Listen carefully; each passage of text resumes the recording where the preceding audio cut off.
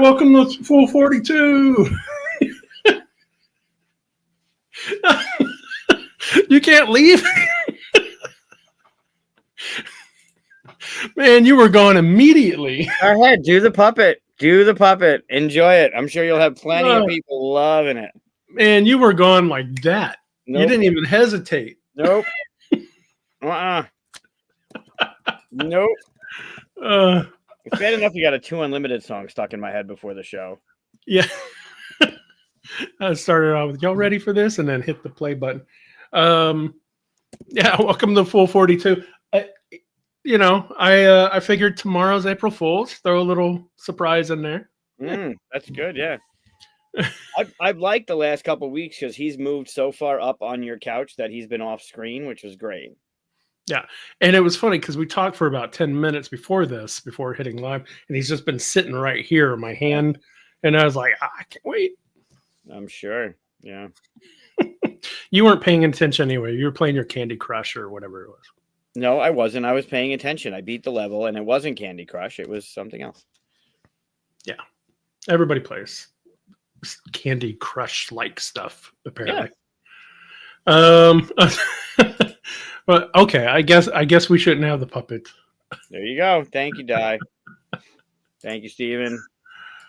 Hello, everybody. We are going to go over the what are we? I was all in my whole head's in the whole puppet thing, I don't know. Top 5 board games of 2014. Right. Right. Yep. I got a list and all that. This is one of the easiest lists I ever put together for this. This might be one of the best years for board games ever. I don't know about that. 2 of my top 10s are in this year. That I know. Actually, maybe 3. It might be 3 of my top 10. I know 2. Yeah.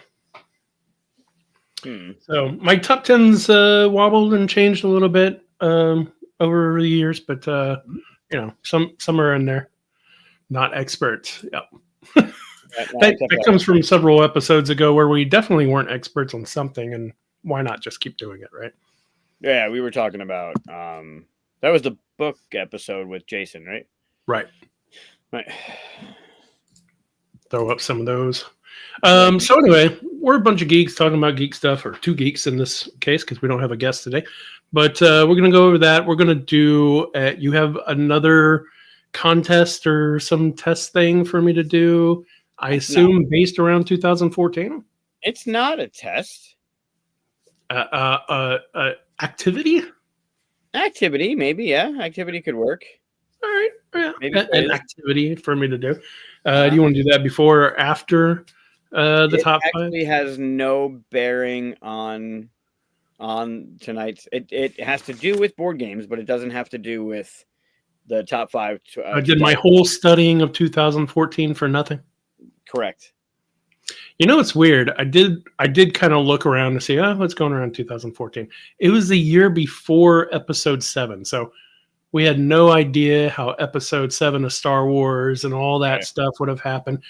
It doesn't seem like it was that long ago, but then when you start thinking of all the stuff that hadn't happened yet, a lot of stuff has happened since then. Yeah, I mean, I guess it was 11 years ago.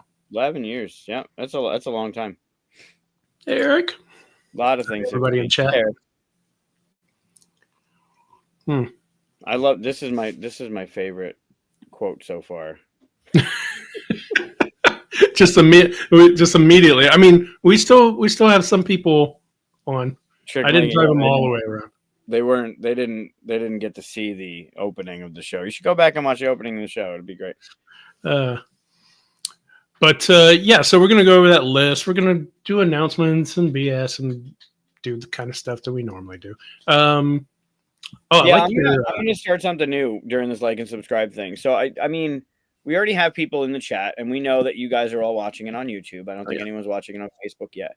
But we noticed that we had 20 something people watching last week's episode, and we got I think 6 thumbs from Facebook maybe. One of those was me. Right, and one of them was So like you're all sitting there right now. I'm sure you're one of your opposable thumbs can venture over to the like button, hit the thumb. Whether you're watching on Facebook or you're watching on YouTube, hit the thumb. Time to berate our audience. There's 7 of you watching it on YouTube right now. There's 8. Hit the thumb. Plus 2 more in something else. Yeah, and right now we've only got two thumbs from Facebook. Yeah, that is true. Some people watch on the TVs and stuff like that, so you can't do that. Catch us later throughout the week and hit it. Yeah, then make sure we appreciate it anyway. It gets more. The more likes there are, the more it pops up in front of other people who haven't seen a show before, right. And it gets more people watching and whatnot. Right. Yeah. Just whatever the algorithm. What's really weird is every now and then YouTube goes, let's see what happens when we show this to a bunch of people, and our numbers just skyrocket, and then we catch a few subscriptions from that, and then it goes away again. It's like just every now and then we happen to hit something in their algorithm that shows it to like 100 people or 1,000 people or whatever. Yeah. Yeah. Usually like the ones. I don't know how it works. So, whatever buttons or whatever we need to pick and stuff. It's probably all the negative ones that we have. Like when we're with the rundown folks and we did the pet peeves one or whatever. That's probably the ones that triggered. Yeah. Oh, well, I actually heard that the negative ones cause it to do just as well. So if you're not hitting thumbs up, hit thumbs down then. Yeah, do something. Watch how many thumbs down we get now. That should be a t-shirt. That should be. It probably is a t-shirt. So yeah, we're gonna do our top 5 list of board games from 2014. If you weren't in the board game industry at that time, you probably still heard a lot of these. At least, you've probably heard at least 3 or 4 of my list, I'm sure. And probably I got like 28 on this list. There's a lot. I think at this point, 2014. I think Eric's born by now, right? Still in diapers, probably, but just checking. Yeah. There are some. I wrote in a little box on my list classics. There are those evergreen titles that came out this year that are still pumping and still hitting the table and still people's go-to when they're either at a game night or they're trying to figure out what game to bring their friends so they kind of hook them. There's some games in here that are those type of games like that that have lasted. It's 11 years ago, right? Like things were booming, right? I had just started going to conventions in 2013. So, I was playing with board games with my neighbors, but I didn't know this whole world kind of existed. So 2014 was maybe a year-ish, give or take a couple months of me like just jumping in the deep end. And there's still some in here. There's some of my favorites, and there's still some in here that are just bangers, like still bangers. Yeah. My top 5, every year, whenever it's my birthday, and other people in my circle kind of do this, we get a board game day, and we get to say what games everybody plays if it's your birthday. Right. So I might just use my top 5 list for that day. Yeah. Why not? I'd be so happy if that was it. So, as long as you put them in order, shit. And then the next year I'll do 2015, and then 2016. Yeah. That's how it works, right? Honestly, because we started this at 2010, right? And 2010 had some really good ones, and of course there were some before 2010, right? Hey, Alan, and all that. But 2010 was really kind of like whenever a lot of people were starting to get into it. It's when Kickstarter and all that started like poking its head into the industry, all that stuff. So that's why we started then. But we've seen a ramp up. I think 2014 now is like we're at full speed now. The industry is just driving on. So I think it's going to be solid hits all the way through, honestly. Oh, sure. It's going to get harder. Like as the years start coming, it's definitely gonna get harder to figure out a top 5. Yeah, and it was easier for me to do this list because on BGG at the time I was still ranking things, so all I had to do was just look down the list of all the ones I ranked. And I was like, man, it's kind of in order. I did actually change some of the rankings now after a few years. I was like, this one's a little bit down. This one's been here so long. I'm gonna rank it a little bit higher, that kind of thing. Interesting. And then I went through the list of ones that I hadn't ranked because maybe I played them much later, and I think I caught one or two later on down the list like that. But seriously, the 5 on there they've been solid since 2014 for me. That's cool. Yeah. And if you hadn't gotten into the industry at that time, if you're more recent, then at least check out our top 5s for each year so that you can or maybe even top 1 for each year that we do this. Yeah. Unless you totally disagree with us. Yeah, fun games that you can stay away from, or games that you just can't find anywhere. Right. All of my... Ooh. Okay, well, 4 of mine are very easy to find, still on the shelves. One of them, I don't know. I honestly don't know. So we'll see. Okay. But my other ones, 6 and 7s, my 8th one is impossible to find. So we're only doing top 5. I want to know what that one is. You what? I want to know what that impossible one to find is. I mean, not impossible. You find everything I say is impossible to find. I mean, you pay like $3,000 to ship it from Israel or something like that. But whatever you have to go through, you find a game that you hear about. But I mean, you could find it. I want to know what it is. I've talked about it before. In fact, I've talked about all of these before. So if you're a fan of the show, then there probably won't be many surprises for you. But I put mine in order. Did you put yours in order? No, I'm actually highlighting the ones that I want to talk about right now. Okay. Yeah, but not in order, right? Mine are not in order. Nope. I have three different sections to my list. This is a first for me. I have 3 different sections to my list.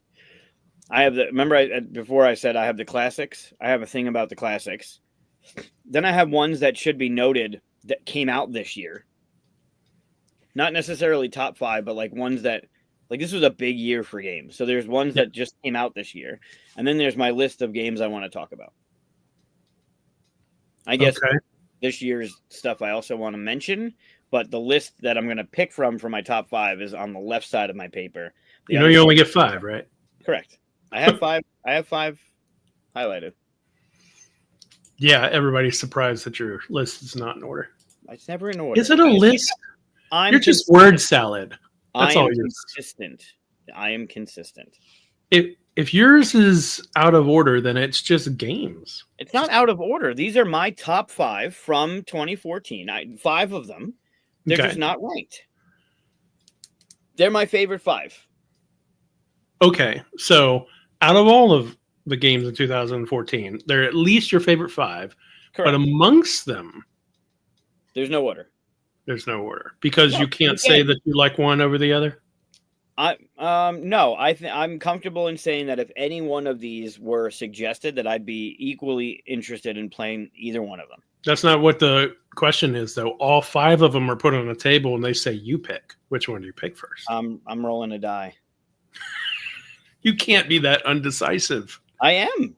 There's no way. Everybody has an opinion. Well, because they're all different. So I think it would depend on... I can't rank them because if I want to pick my number 1, and my number 1 is worker placement, and I'm sitting with you and 3 other people that don't fucking like worker placement, I'm not going to force you to play worker placement. So I'll go to something else. But if you ask me my favorite that I want to play, I'm going to pick the one you guys don't like, which I'm not going to do. The hypothetical question takes anybody else out of it. Assume your crowd is omni gamers and they will play anything you pick. First mistake is using the word assume. Not happening. I will take into consideration the people that are sitting at the table. You rolled a 1. Which game is that? I will talk about it. If I rolled a 1 in this situation, the problem is there's 5, so a 6 would be wild, and that would be a problem. But I'd have to go to my one that's not in my 5. But if I had rolled a 1 in this situation, then it would be that game, and I'll talk about that game. If I could advocate on behalf of the viewer, I think it's more interesting to hear an ordered list because you're hearing from a person that says, I like this one a lot, but I like this one just a little bit better. And why is that? Yeah, I'm not that person because my game taste at the table will be to the crowd. Because I do not need to play that game and force everyone else to have a shit experience. If I want to play my game, No, of my number course. one, then right. So I'm not going to do that. So I can't rank these to my number one because I will play any one of these depending on the crowd that's sitting at the table. See? Okay, how about this? Assume everybody at the table is a clone of you. Then we're in a lot of fucking trouble, aren't we? Then you're rolling dice, I guess, huh? Oof, we're in a lot of trouble. If there's 4 others me's sitting around the table, that's not funny. Good. Something went wrong somewhere. Before we get into any of that, hold on. One more point, just for advocate. I didn't think I was going to talk about this, but today I watched. I won't say when it came out or who did it and stuff, but I did watch a top list. I think it was top 10, and at the beginning of it, the people saying the list said that they didn't particularly like this genre, but here's their list. And I stopped watching because if they don't care about their list, why should I? Right. So that's the only reason why I'm advocating for, like, show us why you put one over the other, that kind of thing. That's like saying I didn't really like games in 2014, but here's the 5 I liked. Well, I'm not saying that. I'm just saying I watched the thing and I was disinterested because they were. And to me, if you don't put the sacrifice in there, like, oh, okay, this one goes to 2 and this one goes to 3, like, how much more invested are you in this list? I want to see your pain. Okay. that's my argument. Okay. I mean, I think the pain is coming up with the 5. That's fair. Coming up with that 5 is that, but then there's the second level pain, like this one over that one. Nope. Yeah, I want to see it. With the 5. I want to see your pain is probably the sound bite you want to take out of this. Yeah, no, for sure. Yeah. That should also be a shirt, I think. Yeah, that'd be a fun shirt. Mm-hmm. Someone that looks like this should not wear that, though. Well, the 442 logo on the front and across your shoulder blades in quote. I want to see your pain. I want to see your pain, and then hyphen Chris Strain. Yep. What is this show? Yeah. Yeah. Trying to add tension. Tension makes the best games. Mm-hmm. Okay, so before we get into all of that, and now that I've made my argument, we have announcements typically, sometimes. We do.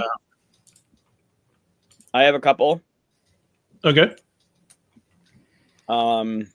Recently, I don't have pictures, but if you want to be supportive, there's 2 things I can start talking about from 3WS now. And one of them, if I scroll up, hold.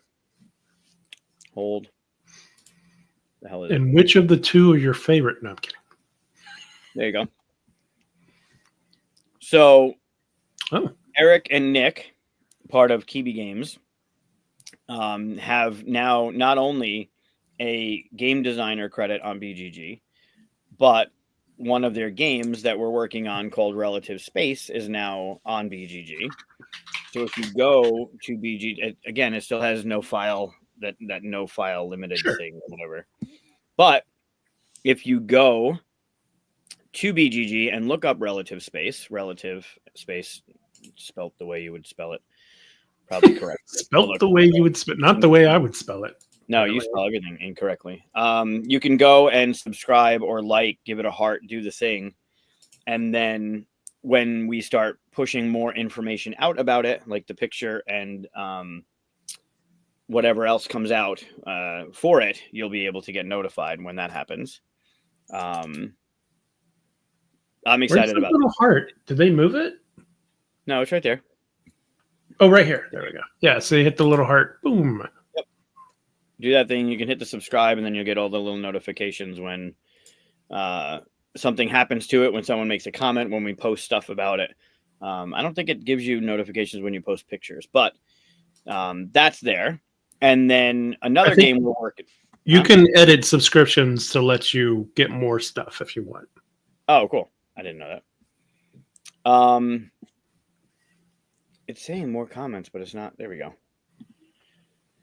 So, and then another one that I posted that BGG approved is a game by another first-time designer, Tony Lawhorn, who I've known since my days at Funko.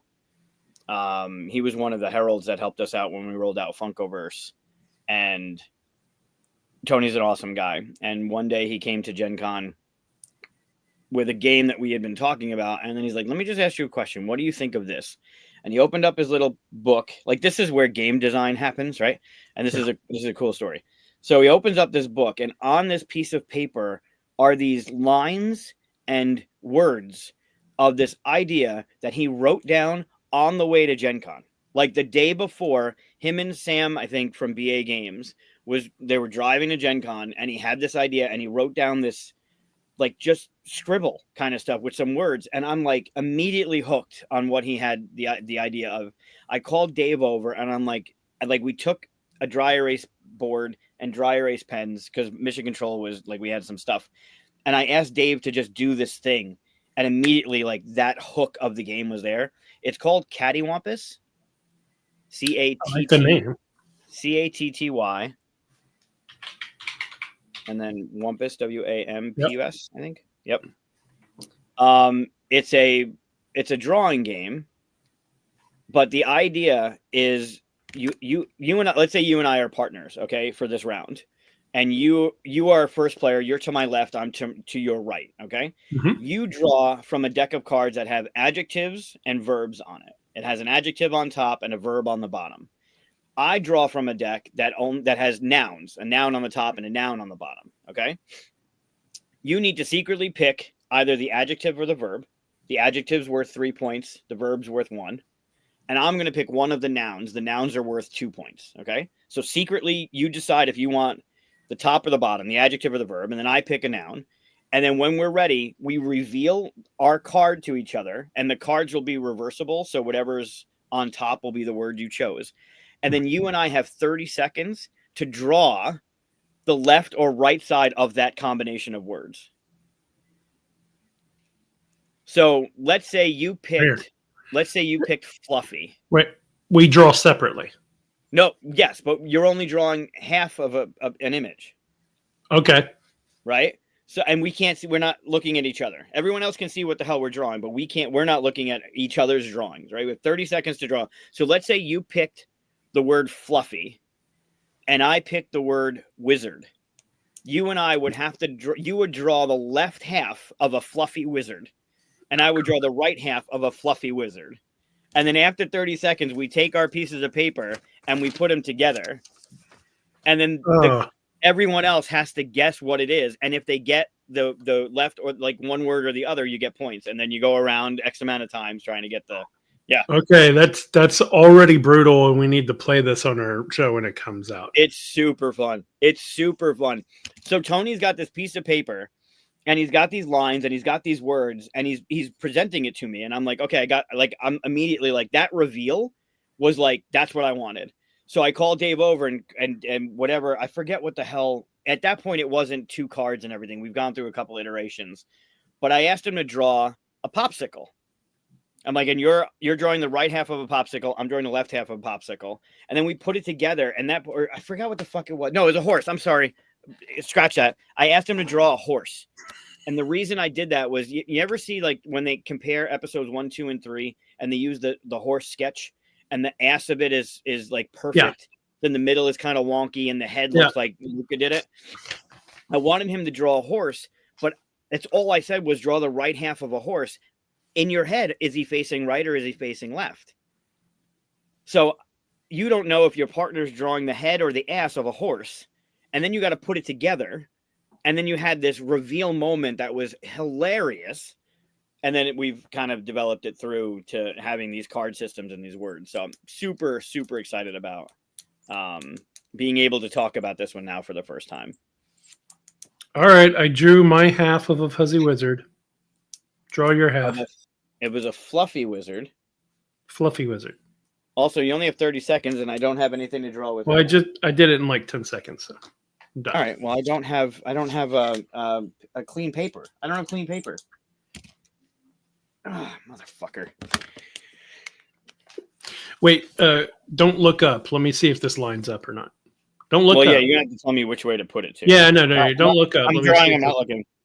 Okay, yeah, I got to be on the other side. So draw the left side of it. I'm drawing the left? Yeah, you're drawing the left because I drew the right. All right, well, I said I was the right, so. Yeah, well, I didn't listen to you. All right, thanks for listening. What? Exactly.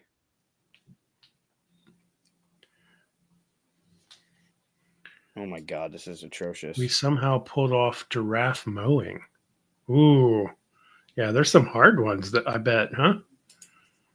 Furry, yeah, definitely. Furry Wizard probably is easier than that. Is that 30 seconds? Sure. Okay. All right, ready to put it up? All right, so now they wouldn't know what the hell it was, but then we would have to do that. Is it better this way? Yeah. Hold on. My mic's in the way. Hold on. There's no way they would get it. What? No, maybe. Hold on. Put it all the way over. There you go. And my lighting is going all weird. The glare is atrocious. Yeah. There you go. That's not bad. He's got a wand and a staff. Yeah. Hey, look, we both did the hat. The hat actually works. Yeah, so that's the best part about it. When you have those things, we did a popsicle once, and we both drew a two. You ever have the popsicle that has the two sticks? I've had two popsicles that come apart. It's one popsicle with two sticks. Oh, yeah, and you give the other side to someone else. Right? If you want to crack them open. We did a popsicle, and it lined up almost perfectly. Wow. Yeah, like those moments are super cool. But then you have something that's totally fucking bonkers.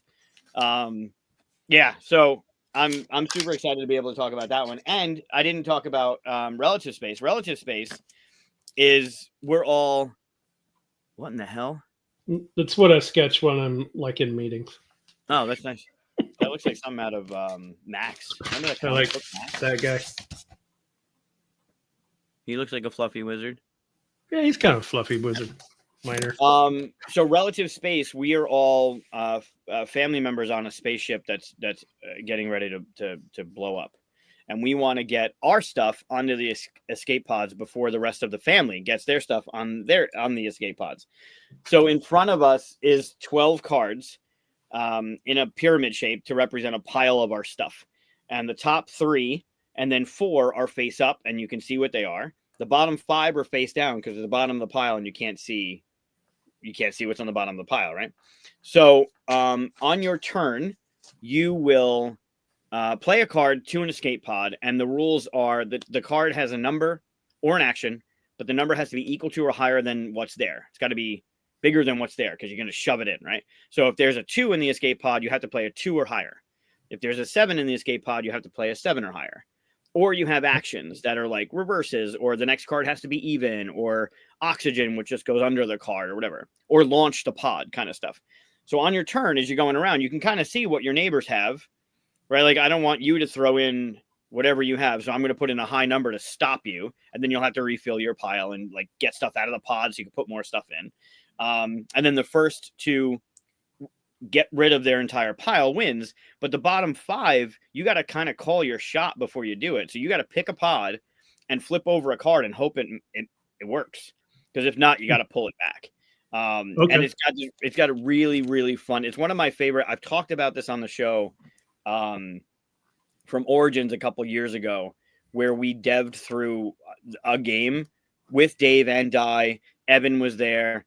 Sam had come through. Andrew Styles had come through.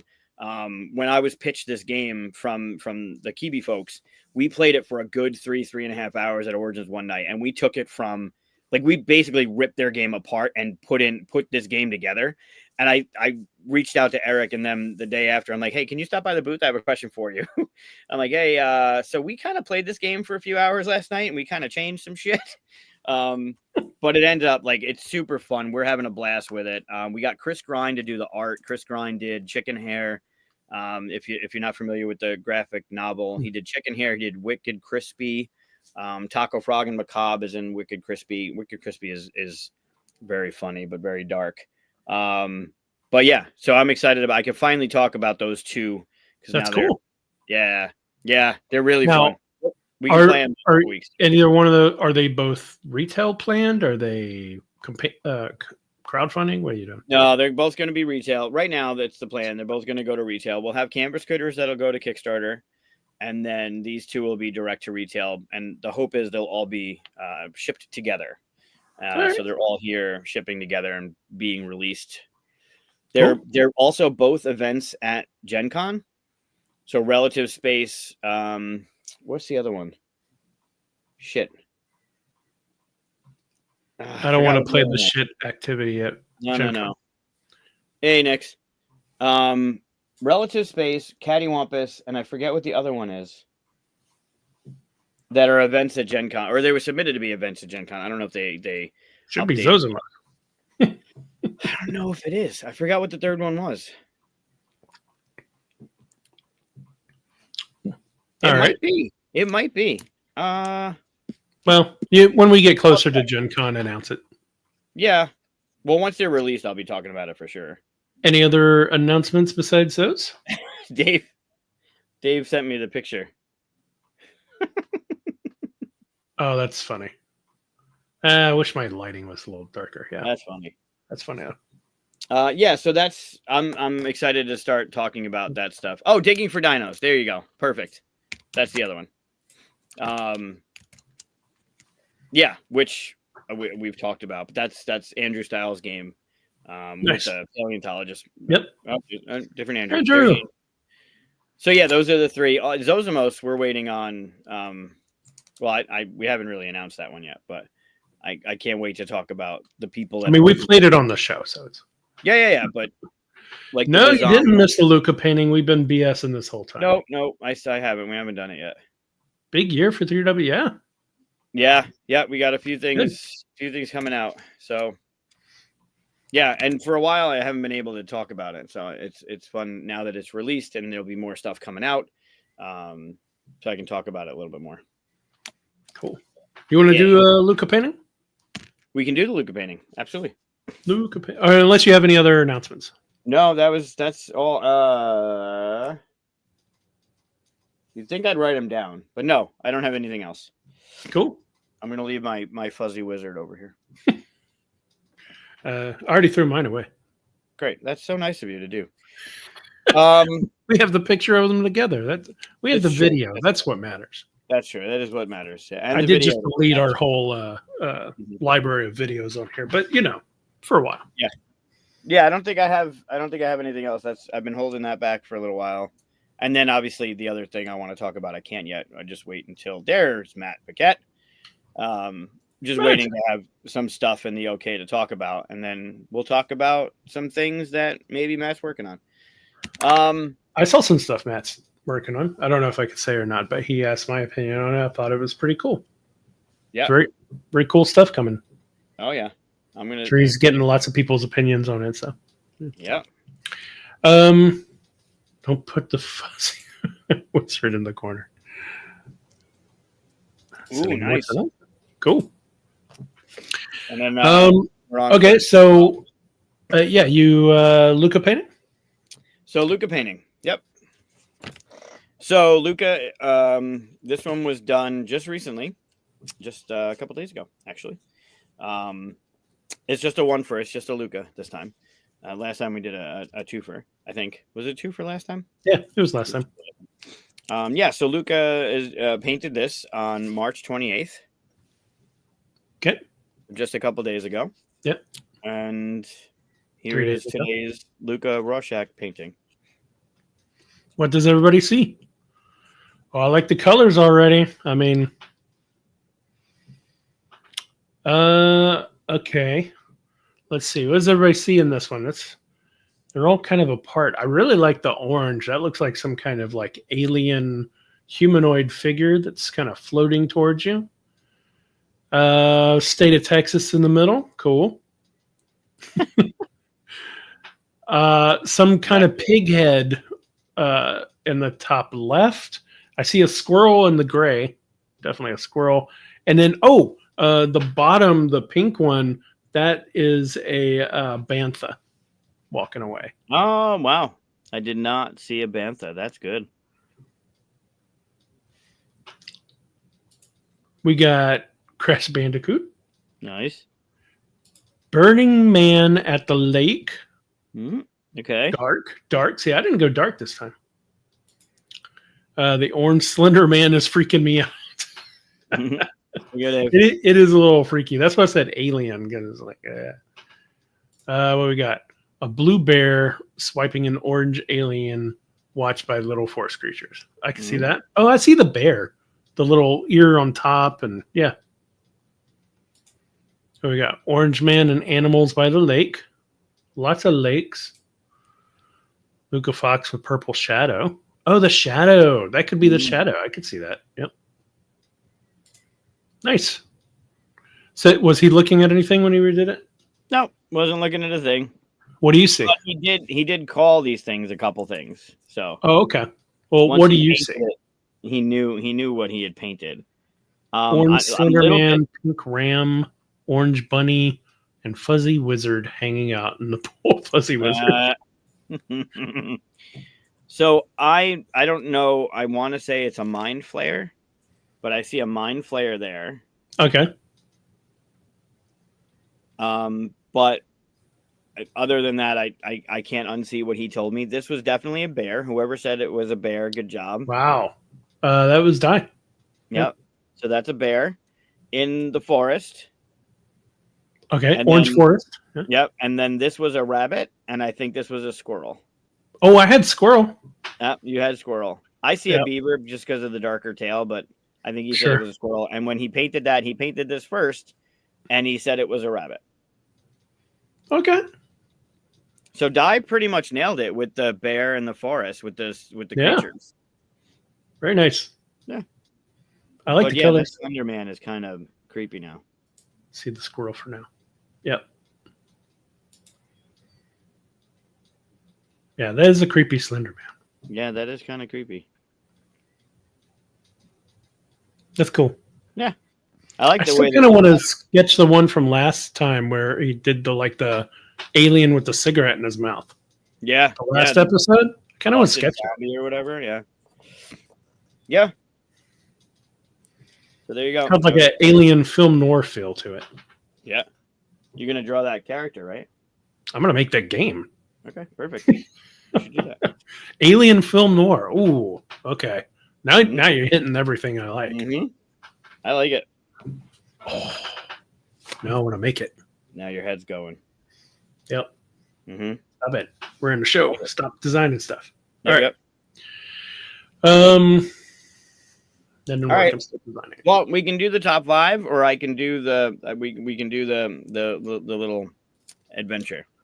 If people have been waiting for the top 5, they've been waiting through a lot of shit. So let's do top 5 first, and then if people want to hang out and see me fumble around with answers to your questions, we can do that. Okay. I mean, it's high level graphics like last time, so be ready. Oh, great.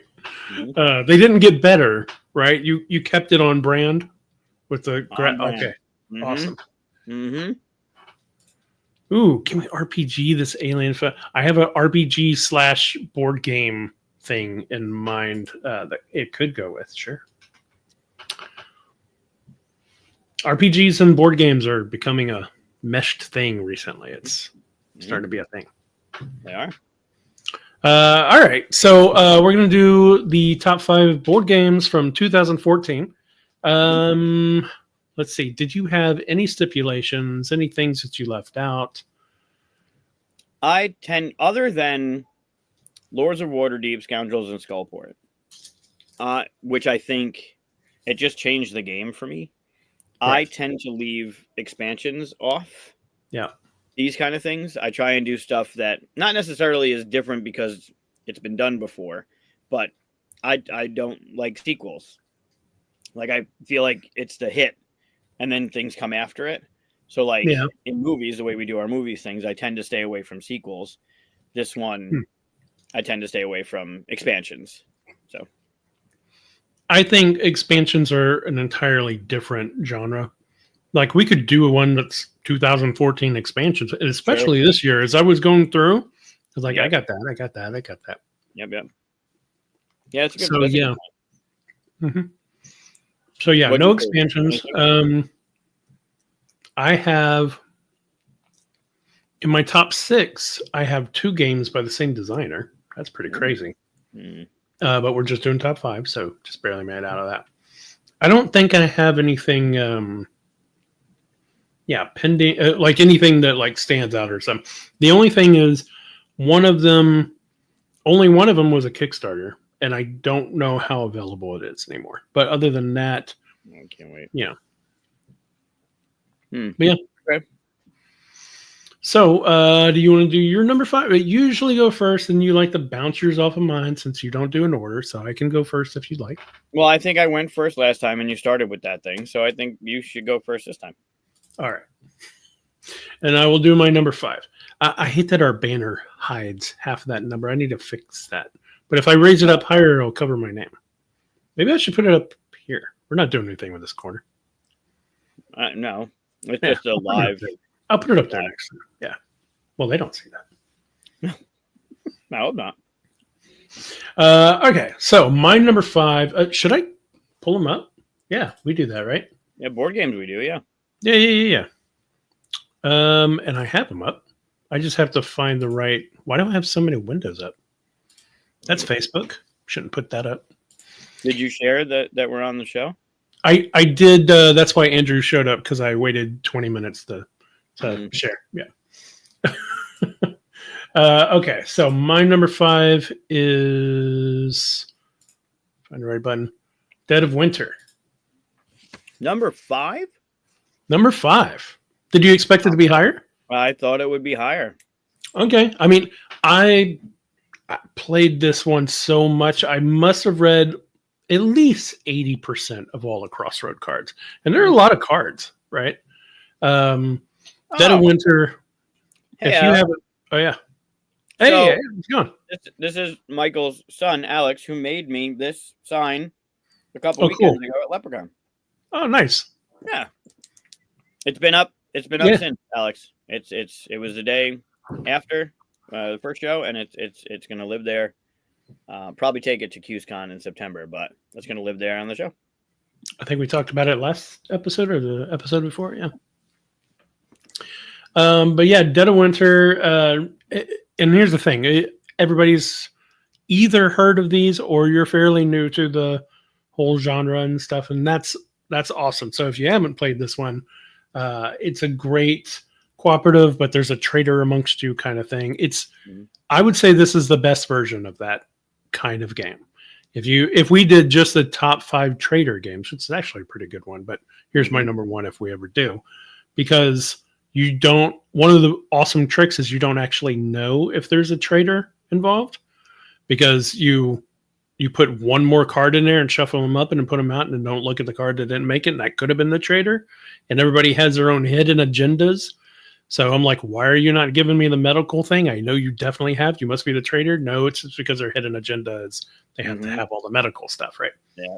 So it's an awesome game. It's also the best zombie game ever. Again, a number 1 for zombie games by a mile. Everything else is just kind of like fight things and stuff. This is like brings in the real drama of what it's like or what it would be in, like, Walking Dead or something like that. Right. But so it's your number 1 zombie and your number 1 traitor, but it's number 5 out of 2014. That's insane. I told you this is a great year. That's insane. It's a great year. Number 1 is. I mean, that's a given. You should, because it's my number 1 of all time. All time. Yeah. That one. That's an easy one. And I knew this one would be on there, but I thought it'd be higher than 5. Yeah, I mean, I went through the pain of putting it in order. See how we're talking about how it's number 5, and that's interesting, right? Maybe if you put yours in order, that's okay. Yeah, what are you gonna do? Mine still won't be. What's one of your random 5s? Roll the dice. Yeah. For just an interesting little fact for those that might have it and don't want it anymore, one of my holy grails is this game. but the Tabletop Day cover, the Tabletop Day edition. Remember that one? No. They had one. If you look it up, one of the versions they had, I think it came out the year after. It had, Felicia Day has a character in the game, right? Yeah, I had that one. The cover is a different cover. I don't know if the game is different or the characters are different, but it's just got a different cover on it for Tabletop Day, and it's got Felicia Day's character on the cover. I've been hunting that one for a while. I don't want to spend too much for it, but I haven't shopped for it in a while. Maybe it's more readily available than last time I looked, but I love this game. This game's fantastic. I like this family. Looks like they've been through the ringer. There's even like a broken wrist here. It looks like they're trying to decide whether they should eat the horse or not. Oh, wow. Which is one of the most reoccurring cards that comes up in there. Yeah. Shadows over Camelot's a good one too. That's a classic. I mean, it's probably one. It's got to be one of the first, right? I would assume. Yeah. But that's a good one. Yeah, I have to think so. So yeah, Dead of Winter is my number 5. Good stuff. That's the way to hit it. These are all going to be great. They're all good. They're all good. Too good of a year. I'm going to lead with Dead of Winter. No. It's ranked 238 right now, actually. What is Dead of Winter? Dead of Winter is 238, yeah. Huh. Yeah. Deserves it. I'm gonna lead with one that I didn't write the number to. I don't know where it's ranked, but this is a favorite of mine. I just played it recently at Leprechaun. They did a new edition of it. It's still as good. I think the main thing is they changed from flippable tiles to one board that you can flip over the whole board and change, which kind of limited the how you can curate the game to be a certain thing for certain people. But Medieval Academy. Medieval, for those that can't spell. MED. Now you mess with me. What? Yeah, I already had the I. EVAL, Medieval Academy. Right there. Nope. That's right there. 2014. Okay. I've never seen this. Oh, wait. I've seen this cover. I've never seen the game. I've talked about it before. Yeah. And I was looking forward. The new one just recently came out. Last year, I believe. I think. Anyway, the idea is we're all at this tournament. See how that's a tile? And that tile is flippable. Some of them don't matter. Some of them are the same, but some of them were flippable. In the new one, it's a board, and you can either flip the board or not. Game's fantastic. And I don't know if it's better.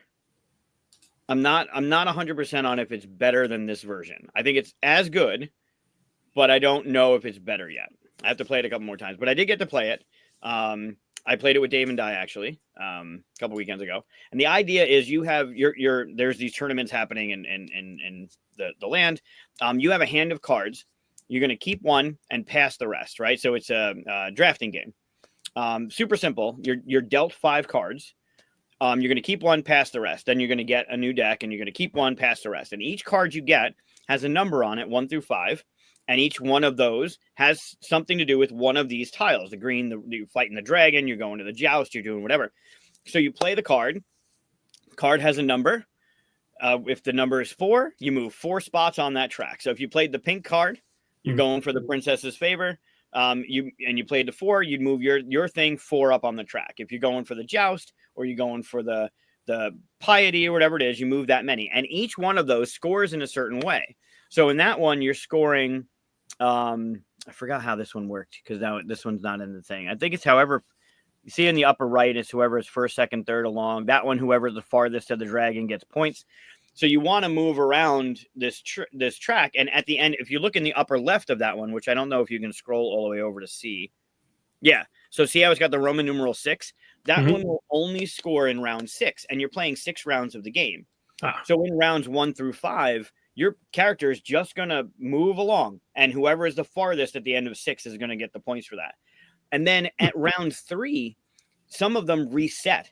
So you're going to score at 3 and you're pumping through it. And then at 3, it resets, or some of them score every round. So you're playing these cards. You're given, this game's great, Matt. Like if you haven't played it, play it. You're given 5 cards. You're going to play 4 of them. So you're still given that choice. This is 2014. You're still given that player choice. So you're never stuck with a card, right? You're given that 5th card and you can't do anything about it, but you don't have to play it. You've now selected 4 cards you want. They usually suck because you've been given 3 yellows for X amount of turns. But you play the 4 cards and then you go again, and it's end of round 1, whatever has a 1 on it scores. And then it'll reset. Like that one is scoring 1 through 6 every round. And then at level 3, at round 3, you're going to reset the board. So, and then there's some that depending on where you are, that's how many points you get, or whoever's last in that one is going to get the best points because you are going to lose the most points or whatever it is. Like there's just, it's super intuitive. It's very fun. They did a great job with the new one with the upgrade. I just don't know how I feel about that one being with the boards and the tiles that you can flip, and the new one being the board that you just flip over. I don't know if I want to say it has less punch, because this one you can flip over multiple things and that one has just one option. But this has been a favorite of mine for a while now. It was definitely early in my board game learning experience that I played this one, but it's stuck through it, and I'm super happy there's a new version of it, and it's definitely worth getting to the table. Cool. Yeah, I played this. It's great. I'll bring the new one with me in a couple weeks. Is this the cover of the new one? Nope, that's the old one, and that's like a Codenames type box. The new one's a regular 11 by 11 or 12 by 12. I think it's 11. Okay. Cool. Definitely has a facelift. Like you can tell it's new art, and it does one of the things that I adore in games. You have every card has a 1 through 5. I think it's 1 through 5. Might be 6. I think it's 1 through 5. But the art on the card is different based on its value. So if you're talking about the Joust and you're playing the Joust card, the blue card, the 1, the guy looks scrawnier than the 5. The 5 looks like he's ready to go, right? And every card is that way. So the higher the card, the better. Not the better the image, but like it's stronger, right? The guy looks stronger, the guy looks smarter, or whatever. They've done something in the art to make that kind of congruent with the number of the card. It's just really well done. Cool. So that is my number 5, a favorite of mine. I mean, with as many games as I have on this list, I am surprised you're starting off with one I haven't played. There you go. I will probably do 2. That one and one more that you haven't played. Okay. I think. Crazy. But yeah, that's how I'm going to come out of progression art. Yep. Yeah, it's a good one. I love that one. All right. Well, then or you want to snake? You want to do your number 4? We can snake this time if you want. All right. Do your number 4. All right. I forgot to check what that was ranked at. All right. So my number 4, although it's 2-player, or I guess it's not anymore. I think you can play it multiple players now. Was the game I loved Dominion when I first started playing it, and then I got really fed up with Dominion really quickly. And once I played Star Realms, I fell in love with it. It's super quick. I love that it's heads up. I mean, you can play it on the app and it'll teach you through some stuff, but it's super streamlined in what it's doing. You got your 4 factions, you got the market, you got your money, you got your battle. It was just, it just took the deck building thing and made it so streamlined. Also it was science fiction. I mean, it's in space. Yeah. So I love you had your base you had to protect, and you had these cards that kept dying on you, but you had new ones coming in, and the idea of trashing a card, like I can use it and then it'll go into my discard, or I can just abuse it and it's gone forever, but I get a really quick punch out of it right now. And the timing of that was really fun. I haven't played any of the newer stuff. I don't know what they've done to it since, but base with maybe some of the upgrade packs that they had. I think there were like 4 of them that came out for it, but base Star Realms is fantastic. I think they did a good job with Hero Realms, although I didn't play that as much. But that whole Realms Cthulhu Realms, like the Realms engine just works really well. It's really clean, and I still love it. Cool. Yeah, I got Hero Realms because I liked this so much at the time. And then all the stuff they gave me from that Kickstarter, there wasn't a box to hold it. Yep. So I put it in just a white card box I had, and then I never saw it again because who's going to pull a blank white box off a shelf? So I unfortunately never got to play that. But I did play Starfield quite a bit. It's my there you go. It's my number 17 on my list.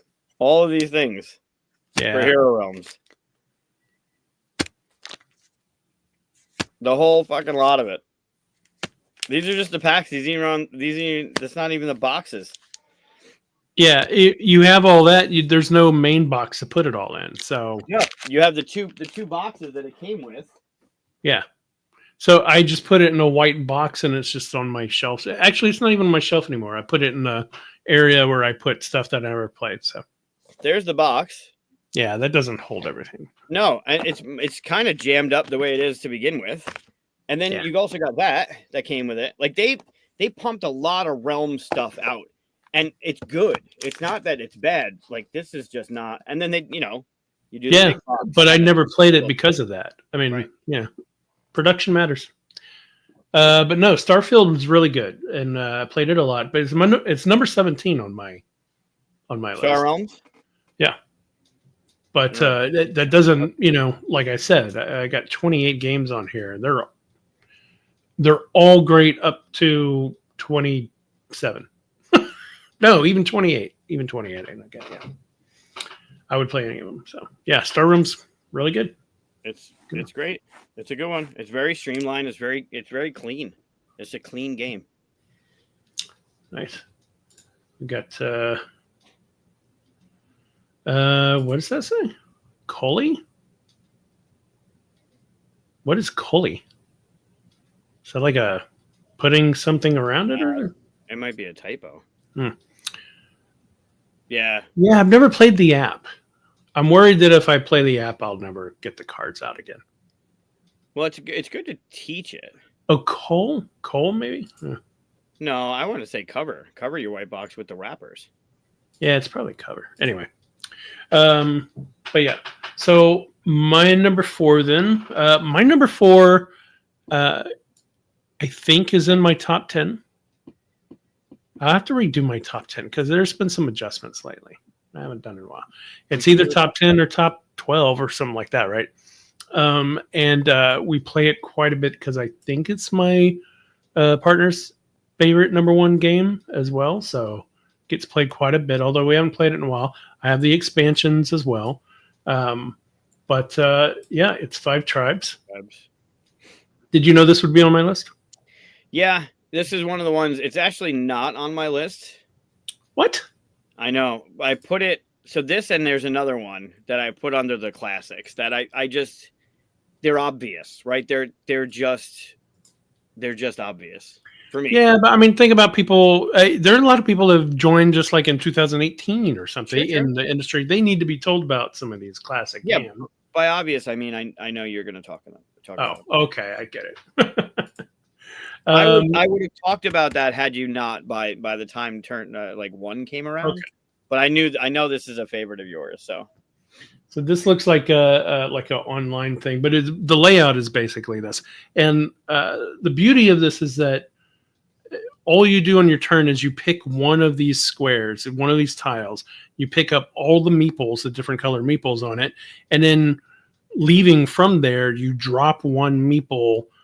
One here, then the next one, and another one, and wherever you end up, that's the tile is the action that you do, and you get to do something with whichever one you end up with there. So all those different colored meeples do an action, and all those different tiles do an action, and you get to do both of them depending on how you land. So you might want to do like action A and action 2, but you got to find the right combination of things that do it, right? And we're all sitting in front of the same table looking at it, and we can all see it. So they've got this awesome bidding situation here for getting turn 1 and turn 2 and all that's turn order every time. And the money is your points, right? So you're betting your points away to go first to get the best move there. And then once you do it and someone who's paid almost nothing comes behind you, you go, oh, because you did that move, you put the red one there and that lets me do this. And you're like, what? Oh, why'd I do that? That kind of stuff. I love it. And there's set collection out at the bottom. It's a beautiful collection of mechanisms that just mesh and work really well. This is the game that made me sit up and look at Bruno Catala and be like, what else has he done? And Cyclades and all this other stuff. I was like, oh, I like this guy. So, yeah. There's two things with that game. One, I never remember if you start on the tile you picked up from or you have to start on an adjacent tile when you start dropping. I always forget. Yeah, you empty the tile that you pick up from. So you don't put anything there. You leave. Don't. Yeah. Right. I always forget. And then because of that, what you just said on how the game state changes when it's your turn, I very rarely bid to go. I usually will always, whatever 0 is, I will take the 0 and deal with what's given. Unless there is that thing, I need this, I need that, I need to get the palm tree, I need to put down the camel, which I think the last couple times I played it, I don't think I ever bid to go. I always did whatever the 0 was, the first 0 was, I always just did that one. And I don't know if that's good or bad for the game. From like, strategy, I always find like early on, there's so many possibilities. Just don't bother doing it at first. But once things start emptying out and there's only like a handful of moves left and stuff like that, that's when bidding ahead really matters. And there's another thing. If you ever play this 2-player, it's amazing 2-player because you get 2 of those little, I don't want to say what we always call them, but these tower things. You know what it is. You get 2 of those. I don't know what you're talking about. Yeah, you get 2 of those, right? So I can bid to go 4th or first, and you could be 2nd and 3rd.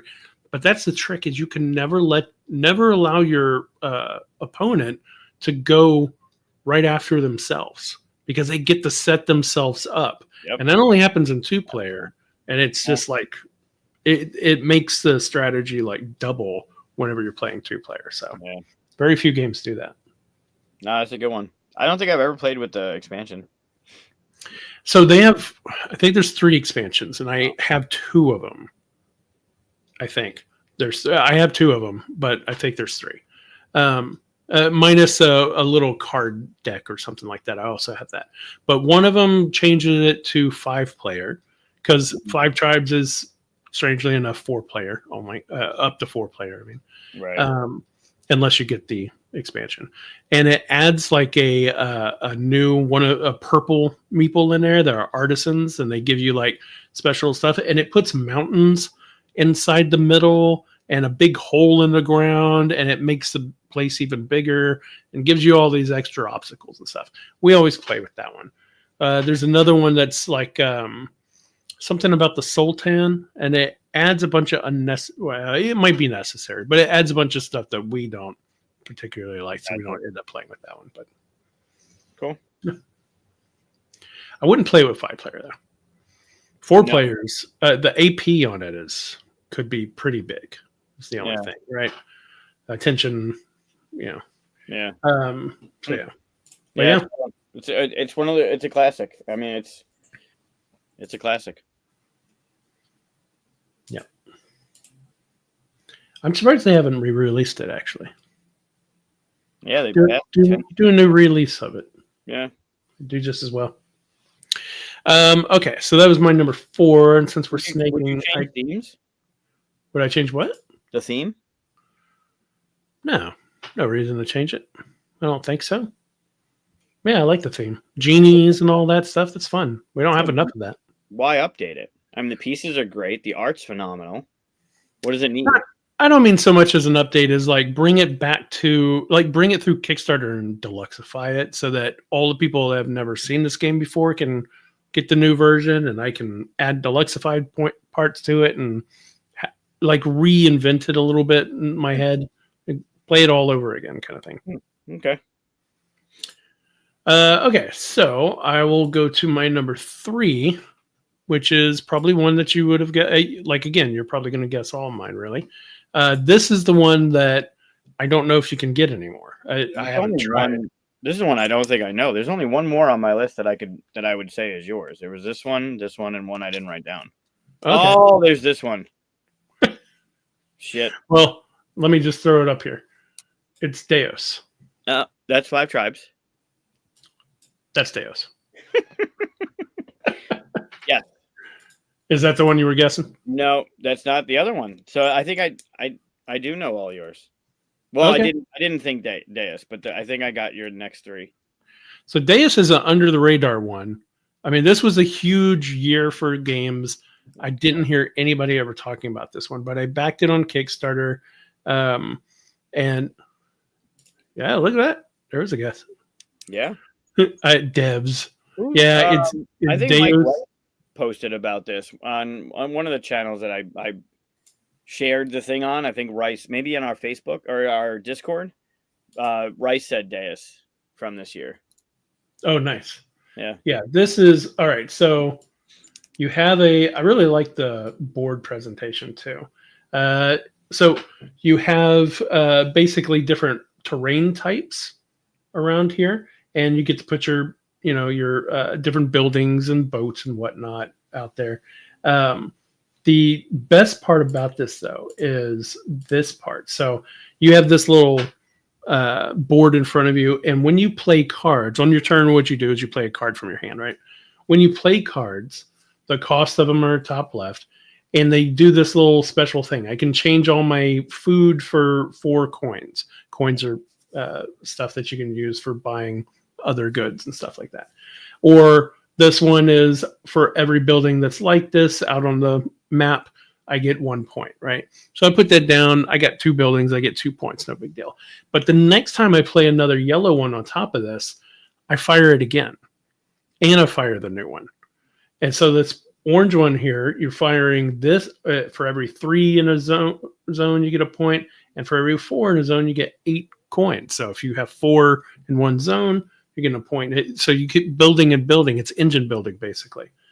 And you also have these temples to the right that once you have one of each, you can pay to build one of these, and it's a huge scoring one at the end. And so it's one of my favorite engine builders. It does have, I guess, technically it has area control, but I'm not a big area control person, and there's no taking it away from you. It's not contentious area control.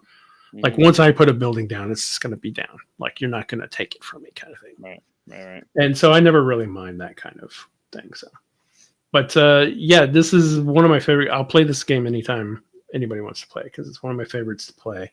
It has a very small little thing in it that I'm not crazy about, which is the end conditions are either someone plays all of the temples that were over the side, like there's no more temples, or someone controls these little barbarian sections. Normally there's points on these. I don't know why they didn't set it up, but normally there's points on these barbarian sections here.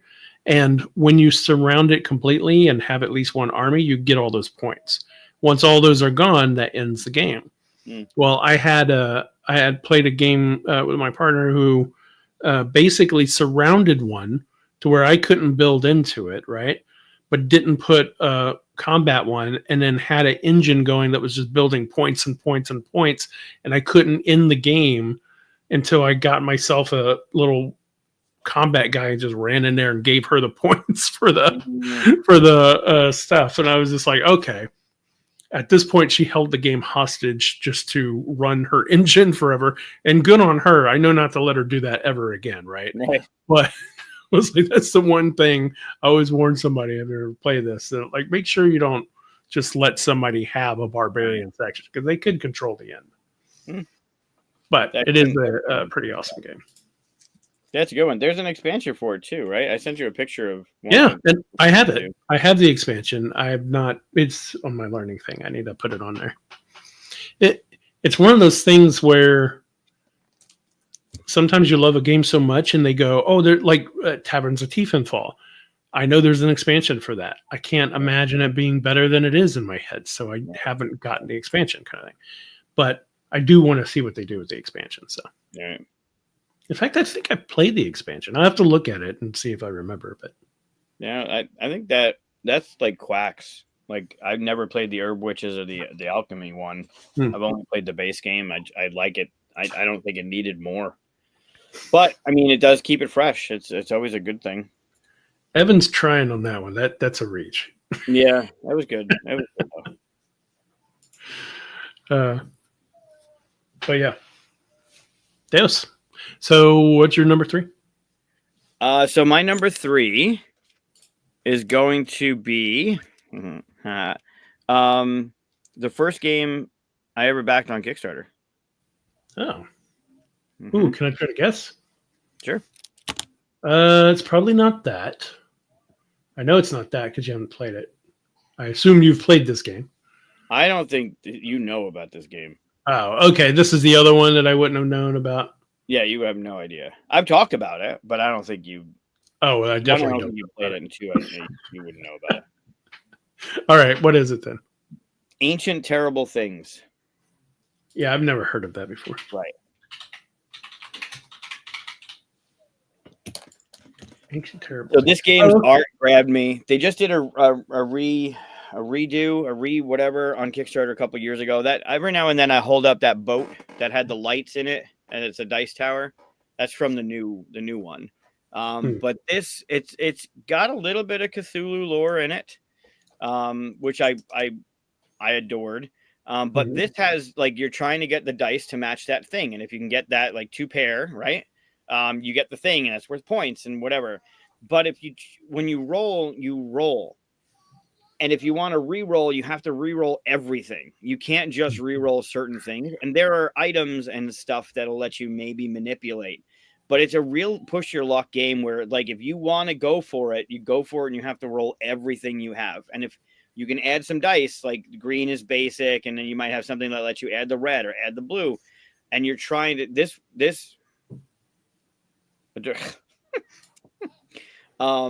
yeah, I love this game. I still adored it.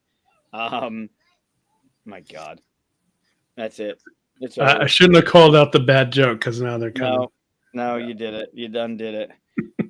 Yeah. So the art got me. The gameplay got me. I like the set collection. I like to push your luck. It's got an expansion. Maybe I don't know what that stuff is.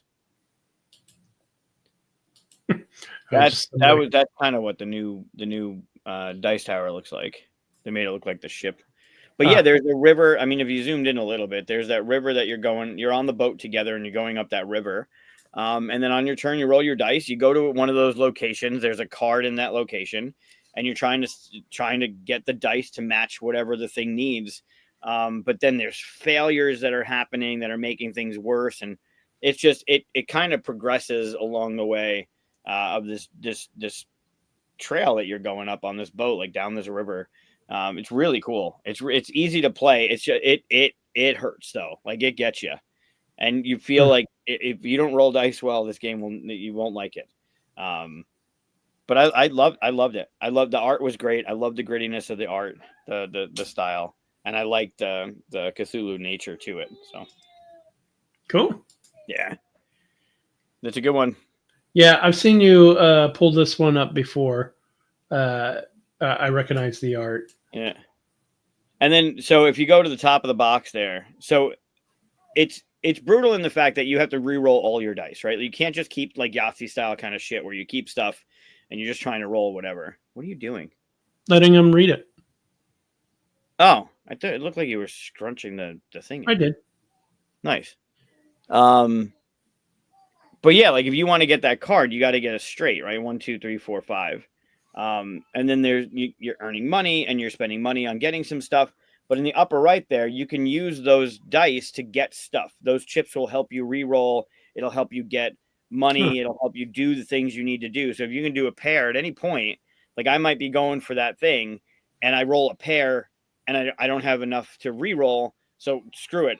I'll take my pair and get some money out of the deal or whatever, right? Depending on, so there's always a safety net to say when you're rolling and you don't get what you're going for, you at least get some stuff. So kind of like if you fail in like Dungeon Quest, if you fail, you get a thing that's going to make it easier for you to pass next time. And if you fail again, well, now you have 2 things that'll help you pass the next time. So how many people does it play? A bit of a safety net, but how many people does it play? 4. I think it's just 2 to 4. They might have added a solo. You should. I don't care if it's solo. It's not PPG. You can. Yeah, I don't know what they did in the new one. I think it was just 2 to 4. Bring it up, or we'll add it to the list. Okay. Cool. Yeah, I gotta just remember. That one.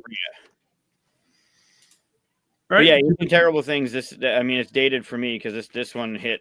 This was one of the first ones I backed on Kickstarter. It's still sitting on. It's 2677, like ranked. So it's not bad. Yeah. Considering. But yeah, I mean it's. I wish I didn't have to get up to go get it. It's right. Even the new, but the new one, like it might be easier to find the newer one that they did. I don't know what they streamlined or what they changed. I know they added that really cool dice tower. That's a boat, but I really like this one. I thought it was easy to get into. Like you go to a location and you're trying to get that whatever's on the bottom of that card to earn the card. It's pretty simple, but it hurts. Like the game definitely kicks you. Cool. Yeah. All right. So do the bouncy thing to. Oh, right. We got back and forth. Shit. I wasn't ready for that. All right. If only you had them in order. I know, right?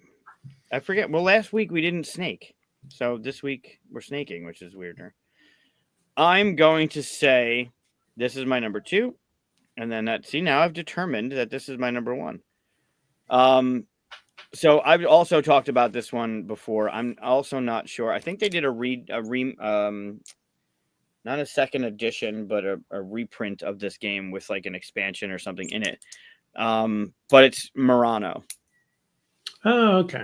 Just Murano, not Walking in Murano or any of the other one. It's just Murano. Yep. This has one of my. I mean, I've been to Murano, so I like the idea that I was walking around on the island. But this has one of the coolest. So the objective is to build into those different parts of the island there, right? And you're trying to get customers to go to your shops. Your shops are color coded, and then there's the walkways that are going into the shops. So the shops are the colors. The walkways are just the stone, like the cobblestone kind of walkways. So it's got a little bit of building, a little bit of not area control, but you want to have area majority because you want the customers to come to your ships. Cool. It has one of the coolest mechanisms. I still adore it. And I don't know how many other games have done it, at least that I've played since this one. On your turn, you take one of the gondolas around the outside, and every one of those things is one of the actions that you can do. So you take a gondola and you move it to an action. The thing is, you can't pass another gondola. So you could there's like 2 things that get you a certain thing that you want. If they're both taken, you have to figure out, do you want to move one off the thing you want, giving the next player the ability to go on that thing and get the thing? Or do you want to just move something else? Can you make do with something else, get another building, get some money, whatever the things are? The mechanism that they're using on that gondola system around the outside is phenomenal.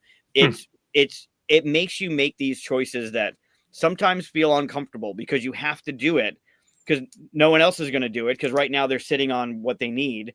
So they're not going to move the thing that you need them to move. So you're going to move it and then they're going to take it. But are they really going to waste their turn taking the thing? That system that they're using with the gondola around the outside for action selection is still one of my favorite things in games. I love it. Cool. Yeah, if you haven't played it, pretty neat. Try and get it to the table. It's fantastic. Kind of makes me think of Teo walking. Yeah, there you go. Yeah. It's basically a rondel kind of thing, but you're sharing it, right? Community rondel kind of thing. Right, that's right. Cool. And then there's the red gondola, which I forget there's one red gondola. It's in the upper right of that picture. Yep. Forget what it does, but there's a red gondola and all the others are the black gondolas. But the way that selection, and there's usually all the other gondolas. Yeah, they're all shooting everybody. I think there's 2 of every action on the board, and they're like spaced opposite, right? So like the 12 o'clock and the 6 o'clock is the same, or the 3 o'clock, 9. I forget what it is, but there's a mirror to it that there should be 2 options available for each thing. And then the really high ones, the really good ones, there's only one of. But man, that choice that you have to make in the action selection is fantastic. I'm pretty sure that's not how you say it. No, it's definitely not how you say it. Yeah. Okay, that's pretty cool. You've mentioned this one a few. Put that on the list too. I want to play it. It's fantastic. How is it? Not only have we not had any crossovers, because this is an amazing year. I don't think I've played any of your games. No, you haven't. Any of them? What was your number 5? Medieval Academy. You didn't. No. My number 4 was Star Realms, which you played. Okay, that one I played. Okay. But Ancient Terrible Things you haven't. Murano you haven't. I don't know if you hit my number 1 maybe. And you played my 3 so far: Dead of Winter, Five of Tribes. Oh, you haven't played Deus, have you? Yeah, I have. Oh, you have? Okay. I just all right, and I'm pretty sure you've played my other 2. So I'm pretty. No, I don't think I played your next one. My number 2? I don't think I played this one. I think I've played your number 1, but not to the extent that you have. All right, well, let's talk about it then. Let's talk about my number 2. If it's not your number 2, then I don't know why it's not on your list, because I thought you loved this game. I do love this game. No, this game that I have here. Yeah. And this game is Istanbul. Oh, yeah. That's what I thought. Is that what you thought? Okay, yeah. Istanbul is an amazing game. I love this game. I have it as a mobile game, and I play it. It's one of those games where, like, there's some games where you go, okay, now that I have this on mobile, I'll just play it this instead of real. I will play it both. I'll play it at the same time if I want 2 of them going, if I can. But I don't play with my phone while at a board game table. But if I was, I was like, somebody show me the actual board. Here we go. Mm-hmm. So if you haven't played this, one of the coolest things about this is that you have this grid of what is it? It's 4x4, 16 tiles. Wisconsin, of course. So you got these 16 tiles. You go there, you do the action, right? But you have this pile. I always play yellow, so you have this pile of assistants underneath you. So you leave one assistant where you are, or you go there and you leave one assistant to do the thing, right? And then you go somewhere else, and you can only move 2 spaces away. So after a while, you run out of assistants, and you need to go back to pick up your assistants. You could go back where your assistant was, pick them up, and still do that action. But if you run out of assistants and you can't go back to them, or you don't want to, or do that action, you just have to kind of like move your way over, or go to the fountain over here, and then all of your assistants come back to you. It's just this really unique, interesting way of figuring out, okay, I want to go there, but once I go there, I'm going to be too far away to get to the next thing I want to do. So what can I do in between to get me there? Or maybe I can play a special bonus card I have that lets me go 3 spaces or 4 spaces instead of 2, all this different stuff. And it's real simple, the way to do it. The way to win is just get, I think it's 5 gems or 6 gems. I think it's 6 gems. 2-player changes the number. Just get those red gems there at the bottom. So just the first person to get those gems, or max amount of gems, wins. And there's all different ways of getting the gems. So I love this. It's always like a really cool puzzle in your head on how to do it. And there's no blocking, except like you can go where someone else is, but you have to pay him $2. So always keep a little money on the side just in case I need to go where you are. Okay. Yeah, I haven't played this one. You haven't played this one yet? Okay. I still have not played. We should make this one of the lists to play. If I can find I think my copy is in, or one of my copies is in the library, the QSCon library. So if I get over there and get it, then I will get that game and bring it. And this, of course, is in my top 10. I think it was like my number 5 at one point, maybe 4. Yeah, I always want to play, and whenever I talk about it, it's right. And I should say, don't get it confused with the Istanbul dice game that came out a few years later. But that is one of the best dice games. and it's excellent on its own. So okay, good to know. Yep, very good. Oh, and we're doing the snake thing, so I got to do my number one. You do. So you know what my number one is. Yeah. I guess people who know my list and stuff will know my number one. One of the what was that? Game covers. What was it? This takes number one for one of the worst board game covers. Yeah, it's not a good cover, is it? It's a horrible cover, especially given who made it. Now, why don't you go ahead and say it if you know what it is? It's Concordia. It's not. Concordia didn't come out this year. It did. No, it didn't. The expansion did for Britannia and Germania. Oh, I saw Concordia and I moved. I thought it was just Came out in 2010. Concordia did? Yep. Ah. Yeah, and that was on my list in 2010. And it's my number 2 game, Concordia is. This one's my number 1 game. This one's I have no idea. Oh, okay. Only on. That's right. That's right. And it's also a pretty horrible cover. It is also a pretty bad cover. This is so weird. Like, who cut off the tips of this guy's fingers? Mm-hmm. Like, what is going on there? The Black Knight. Like, this guy, at least he's wearing a glove, maybe, but still. Yeah, not a great cover. But one of the best. Why is the first picture somebody's made up insert? Blah, blah, blah, insert. There we go. Okay. There you go. So, this also has some made up pieces in it or whatever, but basically it's a bag builder. And you take your tokens, you got them in your bag, you pull them out, see what you can do on your board. I love bag builders. There are not enough of them. This is the best one on the market so far. I say that because I'm designing one. I'm designing my number 1 game. That's what I'm trying to do. There you go. Which every designer should do, right? Yeah, sure. Why are you making a game if it's not going to be your number 1? So like this is your player board, right?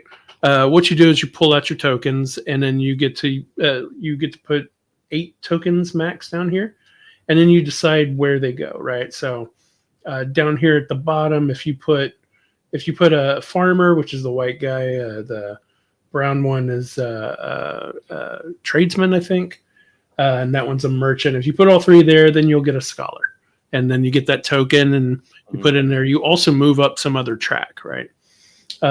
If you put a scholar here and you put a merchant here, then you'll get a monk, and monks are wild, and you can put them in other places. Yeah, I will definitely play this anytime somebody wants to play this. I love this game. It's 16 rounds. There's a little tile grouping that at the beginning of every round you see kind of like the event. And all it is everybody goes, oh, okay, at the end of this thing, we're going to either get points for this or lose money for this, just to make sure you have it, that kind of stuff. But just the pulling of stuff in and going, okay, what can I do with this? Again, decision space, right? What do I do with this combination of stuff? What actions can I pull off? Mm-hmm. Or save. You can put stuff up there and kind of save it for whenever you pull out other stuff and then fire off a bunch of stuff at once. So, yeah. And these gears right here, that's something you can get every time you get the brown tokens. They put stuff on there so that it's permanently covered. Right. That kind of thing. Yeah, it's a great game. I really enjoy it. I am trying to design the better one, but I don't know if I'll make it or not. We'll see. Yeah, this year had 2 bag builders come out that were really good. That and Hyperborea. I think is Couriers also a bag builder? It might not be. It might just be dice. I don't know. The Dice Master system was built off of Couriers, and Couriers was okay. I mean, you selected, you got like Cubitos, like you got your dice into your dice pool. Right. I don't remember I did. I think you did pull them out of a bag. I don't remember. It was such a shitty bag. It was like a paper. It was so shitty. Yeah, I think it was a bag builder. Yeah. This is my number 1 game of all time. So for now, it beats Crusaders, huh? What's Crusaders 3 for you? Crusaders very close. Crusaders is probably 3. Yeah. Huh. I got to redo my list because some things have shifted. I know Andromeda's Edge is in there. Disclaimers, blah blah blah, whatever. Yeah, sure. It's in there no matter what. I don't know if it's pushed out Dwellings. Maybe it has, but only to like make it 11 or 12 or something. But yeah, Deus is in there. Mm-hmm. And Concordia is my second one. But yeah, I went, what, Concordia? And almost put it on there. I was like, oh, it's just when they came out with the Germania and Britannia maps, gotcha. Which I have. I believe it. Yeah, all right. Good pick. So what's your number one game that you love more than those other 4 games that you told us about? I do. I do adore this one. Have I played this one? It's a guilty pleasure of mine. You might have. I don't know if you do. It's a Dice Chucker. Dice Chucker. Another dice game from this year. This one's got the Yahtzee mechanic though. Yahtzee. Oh. Well, it's not that one. It can't be that one. No. Oh, I'm surprised it's not that one. Wow. Okay. I don't know what this is going to be then. What one? I'm surprised it's not Sheriff of Nottingham. Oh no! It's got one of the coolest components in games. Snap thing. Yeah. Yeah, I love the snap on that, but it's not. Also, they ruined it from the new one, so because now it's if you touch it, it's considered open. So dumb. No, this is a design by my co-designer on the Batman game. Oh. Okay. They redid it with a reloaded with new art and everything, and it's not as good as this original. Okay. Nothing? It's Run, Fight, or Die. Oh, what's weird is I did a little bit of artwork on that remake one. Really? The Gray Fox one? Yeah. Yeah.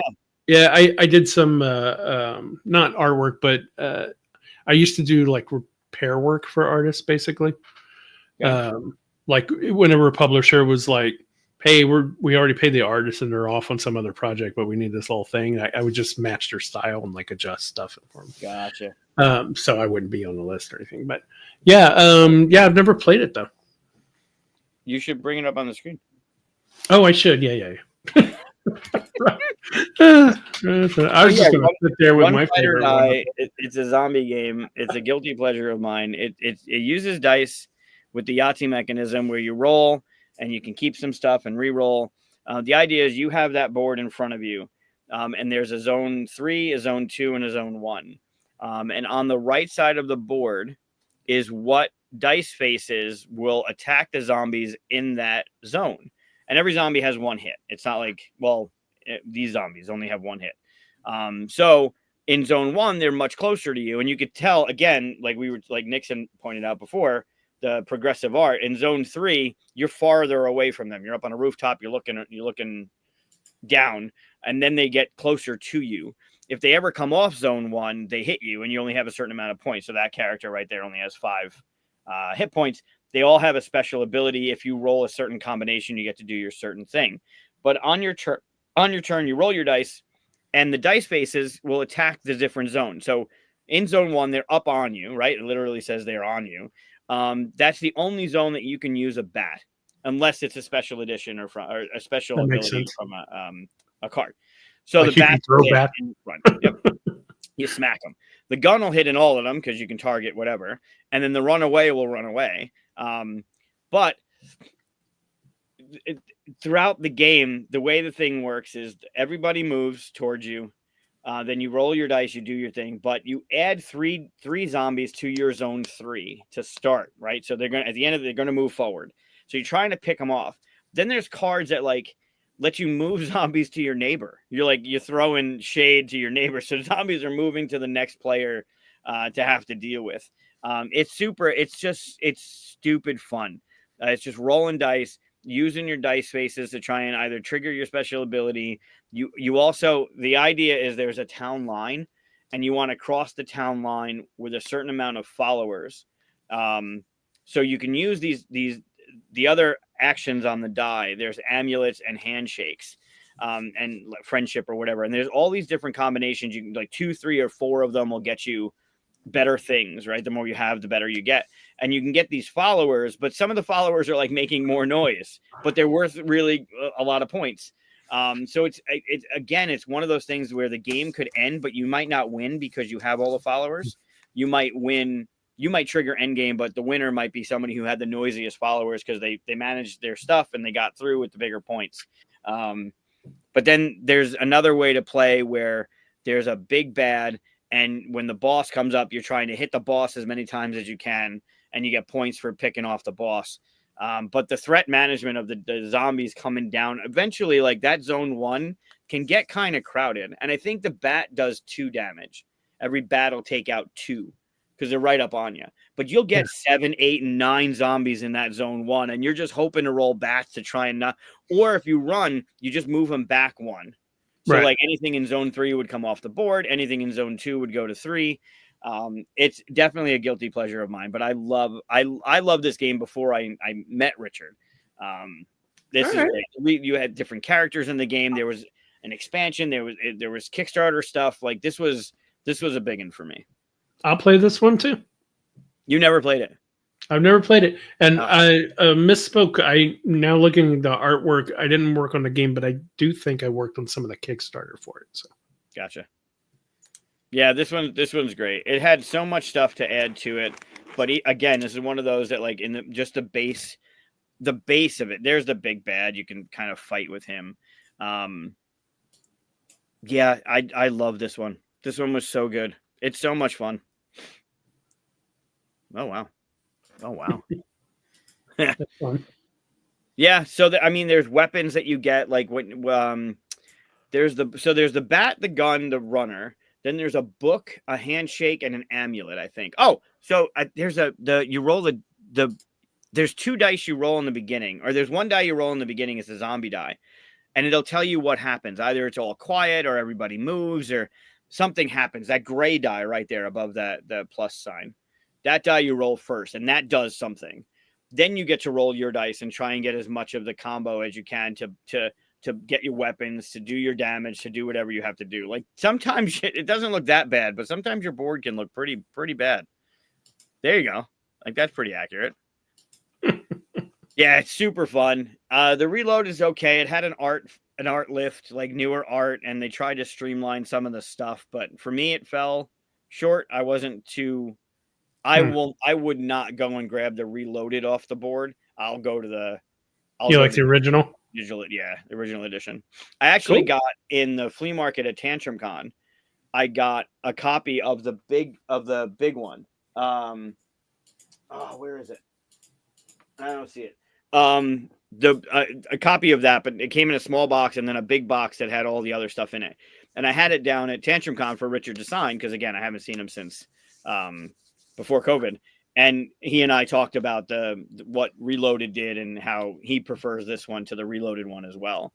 I think this one it was, I don't want to say cleaner. It was just more fun. I don't know what they streamlined in the new one. It just didn't feel as good as this one. But yeah, this is the OG. What? I said you like the OG. I do like the OG. I do. Nice. Yeah. I've only played one of your 5. Yeah, the easy one, the Star Realms one. That's yeah, funny. So there's some good ones that came out of here. I mean, we didn't even talk about Splendor. I know that's a favorite for a lot of people. It's definitely a gateway for a lot of people. But Splendor came out this year. I think I didn't write it down on my list, but that game that starts with an A that has a bunch of acrylic tiles, super mean. Abyss? No. Azul? Yeah, that one. Did Azul come out this year? I want to say it came out this year. I think so. I probably didn't write it down. I think it came out. Let me see. I think it came out I want to say 17 or something. Yeah, 17. 2017. Was it 17? Yeah. Oh, I thought it came out this year. I don't know anything about that game. So yeah, there's some classics. Like there are games that came out this year. Patchwork was another one that came out this year that just seemed to be like classics that have stuck around, right? Patchwork has how many different editions of it? I've only played Patchwork in mobile. Oh, it's a good one. I've played it a dozen times, but And I've played it with people, like pass it, hot seat, you know. Yeah, but, yeah. I mean, there's a ton. Camel Up, Red 7. I mentioned Hyperborea. Scoville came out this year. Yep. Castles of Mad King Ludwig. Zaya came out this year. Colt Express, one of the first programming games I ever played. I have that on here too. It has the Imperial Assault came out this year. Yep. But I didn't play it until a couple years ago. Although I have everything. I was about to say, Evan, Deception, Murder in Hong Kong. Yep. Deception, Murder in Hong Kong came out this year. Our most frequented guest to the show, Daryl Andrews, his first game came out this year. It was The Walled City with Steven Sauer. I've never played that one. Yeah, that was his first game. First game he signed or first game that was published. There's a story. Yeah, it's not always the same. Yeah, but that came out this year. I think there's one they just redid it a few years ago, but one that flew under the radar. Assault on Doomrock. I think when it came out, it was doing some cool shit with the way that it was working with who you were and how the things attacked you, and you were either engaged or not. Like there was either you were melee or range, like that was it. And the way the discs worked, like it was a smart game.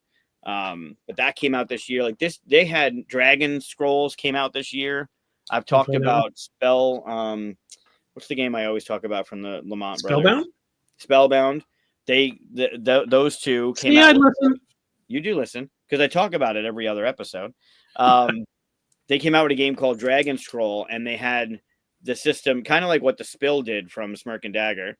You drop the fireballs into this tower, and there was a ball on the bottom, and it would put it out. Oh, you told me about that one. Yeah, that was on some other list of yours. Yeah, they had some really cool stuff was coming out in 2014.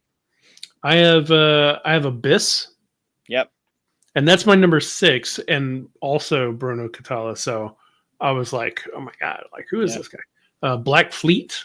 It's one of my favorites. Oh, that's right. That came out this year. Yeah, same year as Splendor. So that was the big Space Cowboys year. That at that point I remember thinking I'm gonna get whatever Space Cowboys makes. Because they were nailing it, right? And then I think Via Nebula came out, and I was like, this is the first one I'm like, okay about. Yeah. And I was like, eh. And then Time Story said, I was like, okay, and really loved that. And, Right.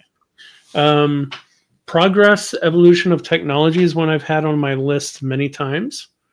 But it's one of those Kickstarters that good luck finding it. Good luck getting it. But it's just it's a big kind of engine builder go back in time thing. Like you start building like the wheel and I just made fire and stuff. And at the end of it, you're like making steam engines and maybe even going to modern times and stuff like that. Right. But, it's a tech tree builder. I have that game and I never played it because I love Legacy Gears of Time so much. And it does. That's a totally different game. That's a totally different game. But it does the same thing where you're going back in time and you're building the thing in order to get that tech tree to go to like the internet and space travel and whatever. There's no time travel in Progress though. This is like building. This is like Civilization. Like you're just starting off. Yeah. Back then and stuff. It's a tech tree builder, and it plays totally different. I would play it because it's played Black Fleet once. Never had a chance to play it again. It was fun. Yeah. I always bring up Black Fleet whenever we do components lists and stuff because I love that you could put the little cubes on the ships and stuff. But it also has the genuine feeling of being a pirate. And it's so basic, but basically pillaging your friends is what it feels like to be a pirate, right? Yeah. Yeah, it is great. After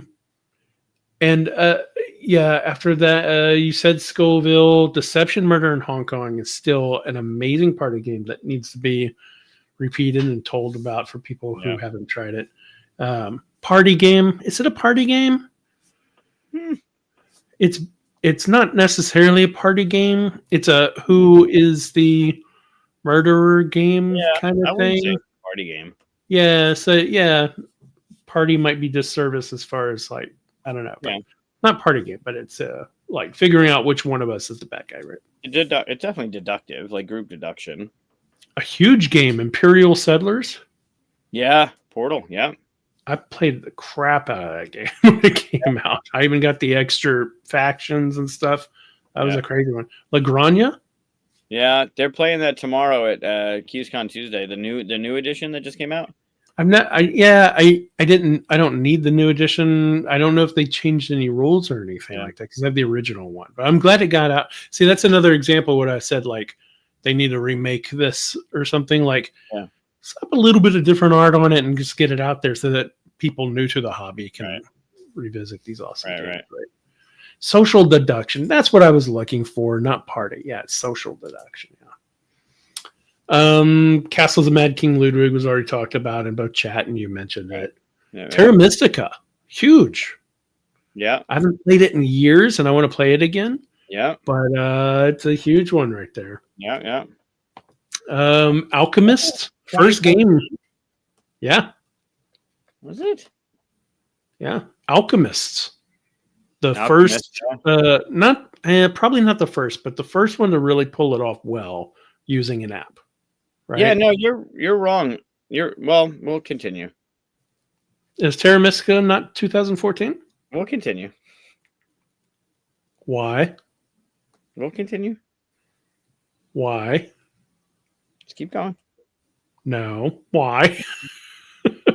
You'll see. What was the last? Oh, Alchemist. So Alchemist. Oh, okay. It's part of your thing after this. Alchemist. Okay. That was the first one I like. That one used the app, right? So you had to have somebody who had an app to do it. If you didn't have that ability, some poor person had to sit there with the book of combinations, and you'd be like, "Hey, Chris, I'm going to put this together. What does it give me?" And because you couldn't reveal anything else, you had to sit there with that results book. I remember the rule book even said, like, don't do this. Yeah. Like, here's what you can do if the app's not working, but please don't. Like, it's just not great. But, in 2014, I guess, you still kind of like, not everybody could do apps at that point. Sure. I don't know. Sure. It's not even a thing now, but that was a great game. I really like the deduction of it, of trying to figure out which ingredients make what potions, right? Yeah. It's a great game. You mentioned Colt Express. Yeah. I love the chaos of that game. Some people hate it. Yeah. Some people hate that you're punching thin air and then jumping back into a place that has nothing. But I laugh at it. It's like a comedy. Yeah. Like I see it in the old like Western with the piano music going on and people doing stupid stuff. And, yeah, for sure. Yeah. There's a game that came out. I enjoyed Colt Express. I played it recently. I think I played it with Andrew from the Family Gamers and his daughter when he was in town. Colt. I think that was the last time I played it. Not Colt. There's a game that came out after it called Train Heist that I like better. It does the programming and it's still got the same kind of theme, but it just did that better. I remember liking it better than Colt Express, to the point where I hadn't played Colt Express until I just recently played it with Andrew last year, I think. Train Heist was a good one. Interesting. Just a point. I hadn't heard of that one. One Night Ultimate Werewolf. It's my preferred werewolf. If you have to play a werewolf, that's the one, I guess. Yeah, I mean, there's a lot of different versions of stuff, but I think that one's the cleanest in rules and abilities and stuff like that. Deep Sea Adventure, someone mentioned in comments. It's a great one. I haven't played it. Deep Sea Adventure is the little blue box one where you go down and try not to run out of air. I run out of air every single time. Yeah. You mentioned Red 7, which was really weird. That was the year that I saw one content provider, is that what you call them? Influencer or whatever, start telling everybody, not even on their channel, they were just telling it word of mouth about the game, and they were like, this game's amazing and stuff, and it just spread like wildfire. I was like, okay, I see how one game can have almost no marketing, but if the right person gets a hold of it and tells it and stuff, and I got it, I was like, yeah, this game's fine. But it's fine. I played it recently, maybe about a year ago again, just to be like, oh, what was this? It's a good one. I like it. I mean, the restriction of the only thing you could do is play a card that's legal. Like, you got to make it legal. That restriction in card play is really fun. I'll make it legal. Spyfall. Spyfall came out this year. Yep. It is a little fidgety, but I've had some like great moments with it. Yeah. Diamonds came out this year. Mike Fitzgerald, yep. Yeah. Viceroy, did you ever play that one?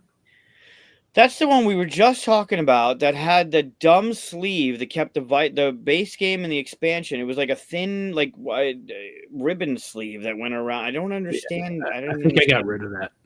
Yeah, I don't understand that one. The bond. Oh, diamonds. No, not the bond. Yeah, just diamonds. Yeah. Mythotopia. Did you ever play that? Yes. It looks like it came out in 2000 or 1990. Yeah. Box. Yeah. Talk about something that needs a re-release with better art and stuff. It looks old school bad, like 1990s kind of thing. But the play was actually really strong, decent. I remember a friend of mine, Brad, brought it out and at BGG Con. I was like, oh, let's try this. And I looked at it, I was like, oh, this looks miserable. Like, it just did not look good. I was like, all right, let's try it. And after round one, I was like, okay, this is awesome. We play this. So, Mythotopia. No, it's Mythotopia, all one word. Mythotopia. Yeah. If you're looking for a game that's really solid but needs to be redone, publishers, go get that one. You never know what the politics are behind the scenes of things and stuff. Sure. But yeah, lots of great games this year. It's amazing. Yeah, it's a good list. It is a good list. All right, what kind of torture you got for me? Not torture. What did we call it? Activity? I mean, you call it an activity. I'll call it torture if it's. You can call it torture. You can call it. All right, what is it? I already know. Here you go. Why are there two of you? Again, there's two of me. Again, I'm going to share screen to my lovely. All right, make that work on our screen. Good luck. That? Yeah, can you make it bigger? You make it bigger. I can't. I can't do shit on this end. Your screen is wide. Make it less wide. How? I'm restricted by this border up here. If I could zoom in. The window itself. Squish the window. What? What do you have, a widescreen? Do you have a widescreen monitor? I love that we're doing IT on the show. You have a widescreen monitor and you have it at full? There you go. Huh. All right, well, that's what you're getting. Oh, jeez. I can see it. All right, good. All right, so... man.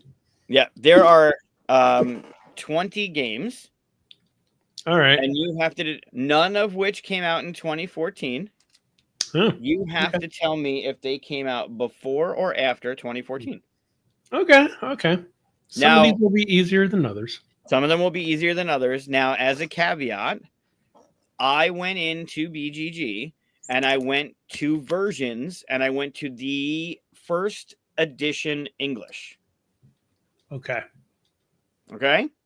So, like, one of the top ones right there, Yokohama, I went back and found, I didn't find the first time it came out because sometimes they come out in German or Spanish and it's not English. They're all English. And I'm asking you which English edition, because you probably know these as English games, not Spanish or Poland or German. Right?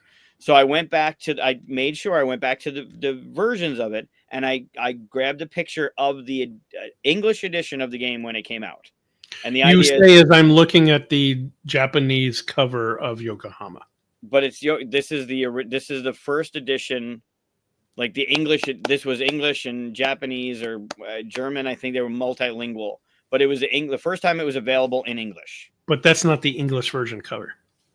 But it says Yokohama on it. In Japanese? No. Underneath the Japanese, it was Yokohama. This was the first edition of Yokohama, not the TMG version. I can go get the first edition off my shelf. You can also you can go to BGG and look at it. But don't do that because you don't want to. Right. I'll see a year, so I won't do that. Won't do that. All right. Okay. So Forbidden Desert. I'm trying not to look at the comments over here. Don't look at the comments. All right. So Forbidden Desert. Right. Okay. So I know that Forbidden Island came out before it. And I'm not a fan of Forbidden stuff. It's just it's a solo game. Okay. And it's a bunch of people playing a solo game is how it feels. It's a multiplayer game. Yeah. It's a multiplayer solo game. Uh-huh. And so it's not my favorite. It's one of the reasons why I don't usually like cooperatives is this type. But I do have the island. I don't have the desert. And I got the island really early. I want to say maybe right whenever it came out. Still in a 10 and everything. So I'm going to say desert came after. It feels like it was after. I'm going to say after. After? Yeah. Okay. Probably just barely though. Maybe 2015. Oh, why is there another one under it? There's 20 of the games. Oh, okay. I thought we were going to scale down. Okay. No. Ooh, Whitechapel. Oh, man. Okay, that's an oldie though. I'm going to say before. That's an old one. Okay. You can do these two if you ever get stuck. Like you don't have to just do these. Yeah, I'll do it. Yep. Okay, Dracula came after Whitechapel, because I remember people talking about Dracula being the better hidden movement and all that. Although I know there's been many versions, so maybe I don't know. Maybe so this is the third edition. This is the English third edition. Oh, okay. They definitely they are actually listed differently in BGG. Yeah. Okay. Good. After then. Okay. I think that's the version I have. Okay. Which I've never played. Arkham Horror is before. I know that. Nope. That's not Arkham. That's Eldritch. Oh, Eldritch. Well, I know that an expansion for it came out in 2014 because I saw it while we were doing this list, so I'm going to put it before. Cheating. All right, that's cheating. That's fine. I will be honest, though. I might have put it after had I not seen that because in my mind it's been so recent, but it's not. Okay. Terraforming Mars. Ooh. I think that's before. I think that's probably just like 2013, 2012. So not too much. Okay. Flamme Rouge, I've never played. People have talked about it a lot. I know it's been around for a while. I'll put it before. It's never been described in a way that I thought sounded interesting. I know it's kind of a racing game, but like Downforce is one of my favorite games. And I don't like racing games, and it's one of those that if you try to describe it to me, I wouldn't like it, Downforce. So this one could be like that. I could like it. I just, Great Western Trail. That's the version I have too, with the really bad artwork on the front. Sorry, that's mean. It's not really bad. It's just, it looks 3D-ish. There's much, much worse covers. I really like the new covers, though. I wish I could trade out my box cover. Yeah. I will say... You can just buy the new edition. I don't play it enough. It's got a runaway later issue for me. It does. That's hard. I'm going to put it after. We haven't been after in a while. Okay. Ooh, Blood Rage. There's an oldie but goodie. Blood Rage. Huh. I'm going to skip that for now. Let's go to Yokohama. Yokohama came after Orleans, I know for sure. Because TMG, if you're doing the TMG version, because they're the ones that brought it to English version, I believe. TMG, I was already like avidly following because of Orleans. So I'm going to put them after. Okay.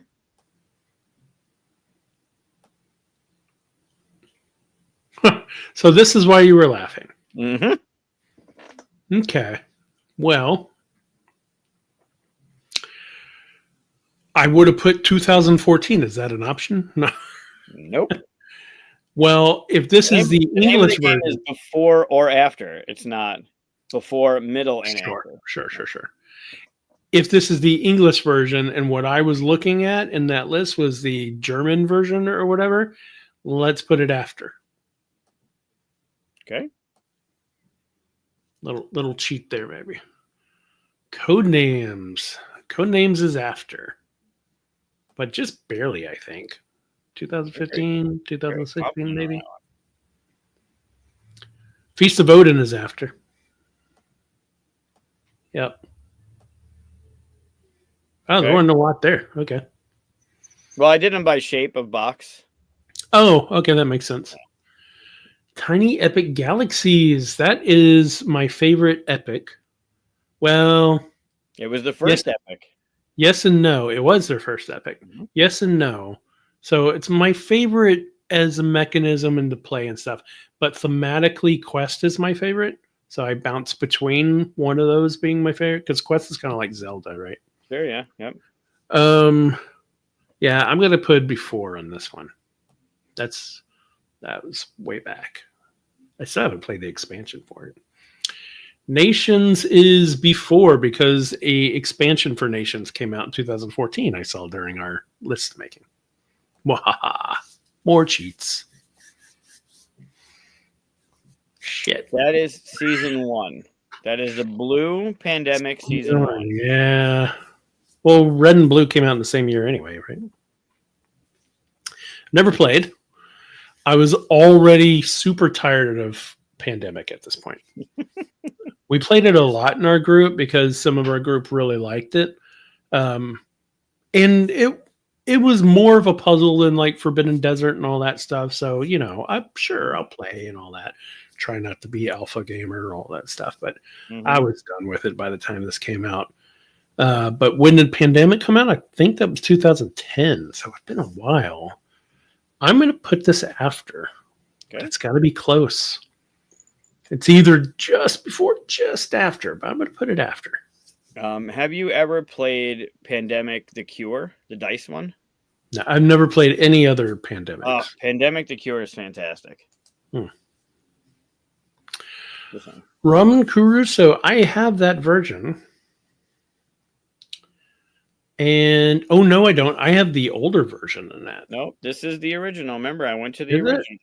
Okay, then I have the version that came after that was the square box. Right, this was the long box. Okay. With the long box games, yeah. Okay, I'm going to say it's before then because that was way before, I think. Was it? I mean, not way before, but I mean, like, okay. I don't know. Oh, man, you're going to make me do stuff now. Hold on. Scythe. All right, let me see. All right. In 2011, I believe, was Viticulture. 2000 or 2012. After that, I think Scythe was after that, but he took like a whole year to play test, I remember. Did he come out with anything in between? I don't think so. I'm going to put Scythe before. The sad thing is we have done 2010, 2011, 2012, 2013 lists. Mm-hmm. Gloomhaven. I have the entire original first edition box unplayed. Yep, I'm looking at it. It's literally right there. Is yours unplayed? Yep, I haven't played it. Now, I have played it. I went to a convention and played somebody else's. I thought it was a great way of doing it and stuff. I had fun. I'll make you more frustrated at me. I backed the Kickstarter, the first edition Kickstarter. That one's unplayed. I backed the reprint Kickstarter. That one's still because I wanted the new one. If they changed some shit, I wanted it. Okay, that's funny. Let's see. I played that at Alcon, which was back in the day when I went to that. It wasn't that far back. I'll say it's after.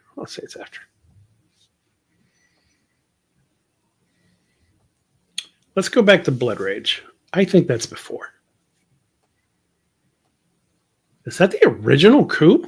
Mm-hmm. I don't know if I've even saw that box. Whoa. That's got to be before. Put Coob way in the back. Is it? I've never seen the box. And the original one was far back enough. Okay. Huh. Descent, I've never played. That's the second edition. Okay. Not the. This is the only one of these that I I don't own it, and I've never played it. Okay. Besides Flamme Rouge, that one I don't own or play either. All the other ones I have. Yeah, I really don't know. Let's go before. That's a wild guess on that one. Oh, okay. That's all of them, huh? Now, Evan's played the entire thing here. So I wonder how close. Evan, do your own score. Tell us how. Yeah, figure out your score. I will tell you. It's going to be hard for me to give you like a how many you have right kind of thing. Well, just put them in the middle that got right. In the middle that got right? Like start stacking them, right? Right, but then you know that you got them wrong, right? What? Then you would know what you got wrong. Oh, you want me to try to correct things? You're going to tell me how many I got right versus... Oh, okay, cool. I'm going to tell you... You do me? That you should only have... Well, I can't tell you that. You should only have 8 before. Oh, wow. Oh, there's 11 there. So I got 3 in the wrong spot. But that might not be just like I've got them all. Okay. 3 are in the wrong spot, huh? Do you want... I can give you 3... I'll give you 3 answers. If there's 3 games you want to know, whether you're right or not, I'll give you 3 of them. All right. Let's do this. Can you kind of bunch them up to the top so I can move some to the bottom that I'm 100% on? Sure. All right. So let's see. I'm not really 100% on any of these, but I'll make decisions based off of that way, right? All right. Yeah, I'm not telling you that what you have over here is correct. I'm just telling you that you should only have 8 over here. 8 on the left side. You should only have 8 before. Whew, okay. Well, that's interesting. All right, so let's do. I want to keep Epic here, so put Epic down, please. Nations, like I said, I saw the expansion for it this time, so we're going to put that down. There was another one that did that too. Oh, Eldritch Horror. Bring that on down. There we go. Those 3 I'm pretty solid on. Let's see. I think Whitechapel. Let's bring that down as well. I will also do that for Blood Rage and Scythe. I'm worried about Scythe. Maybe I shouldn't have done that. I need to pick 3 of these to move over. You can change whatever. Sure. Okay, let me look over the right here and see what is pretty good. So Terra Mystica, let's move that down. Oh, I am not super solid on any of these, but let's put Feast of Odin down. I think that was later. I remember that being a big hoopla when that came out, which, it deserves.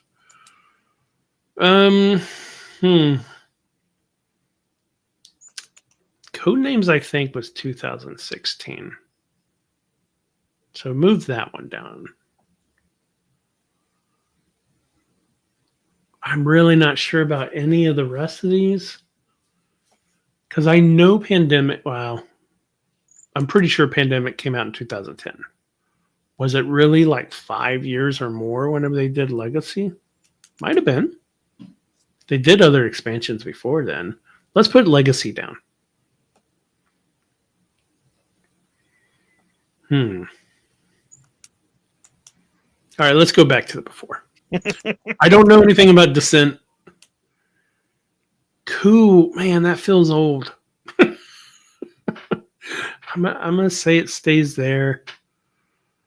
I really don't know anything about Flamme Rouge, so let's move that over because that was the one I was like. So that's one got moved over. Let's move Terraforming Mars over as well. And then since I don't know about Descent, let's move Descent over. How am I doing?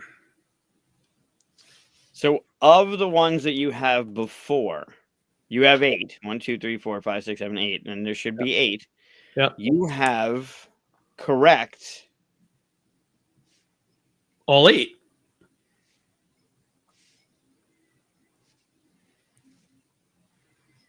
The suspense is killing me. Mm-hmm. I'm just making sure before I give you the wrong number. You're gonna say all 8? All 8? All 5. 5? Fuck this game.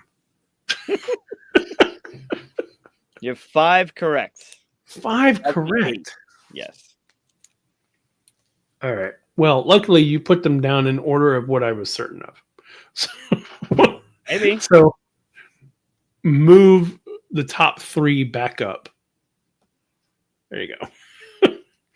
Now let's take the 3 that I moved over there, which was Descent, Terraforming Mars, and Flamme Rouge, and then put those other 3 over there.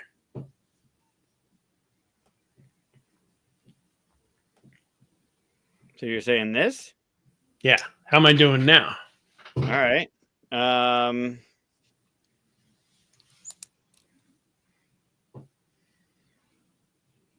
You are at 6. Crap. All right. I'm going to need some help then. I don't know.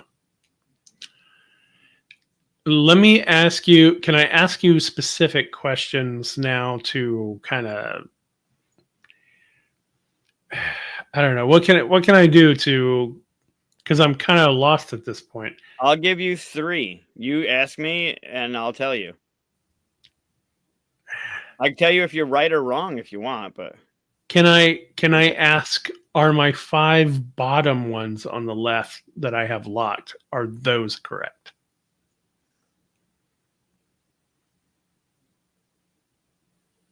no. Crika! Okay. And then I really don't know. You want me to tell you how many are correct? Yeah. Of the 5 that you are so certain are correct? Yep. You have 1, 2. Okay. I was like, just 1? I'm out. 3. 3 correct. Really? Uh-huh. Of the 5.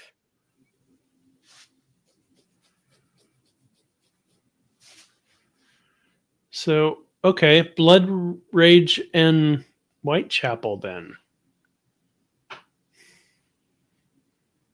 Huh.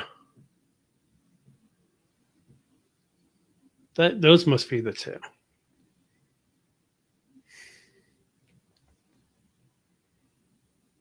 Man, that just doesn't seem right. All right, Blood Rage, move over. Let's say that was 2015.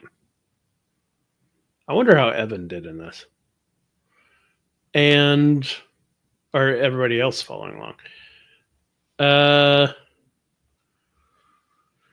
Move Epic over. And then we need 2 to come over, back over. Okay.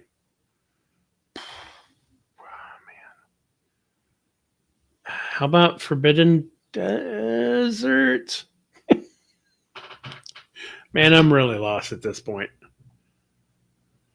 And is Dracula before? Dracula's not before. How about Gloomhaven's not 2015. Not at all. 2015 is when Star Wars Episode 7 came out. trying to think of my year and how that felt and stuff. Mm-hmm. Yeah, I don't know. Let's try putting Coup back over there. Oh wait, no, that was one of the ones I definitely had. I don't know about definitely. Yeah, put it back. Yep. Put it back for before. Yep. How's that 8 look? Okay, so of the 8 that you have here, you've got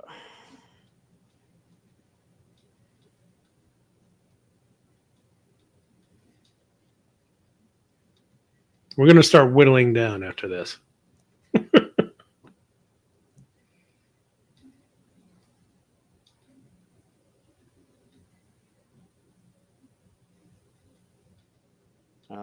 one. Am I counting this right? I don't know. Did I get them all right? No. Oh. That one's there. That one's there.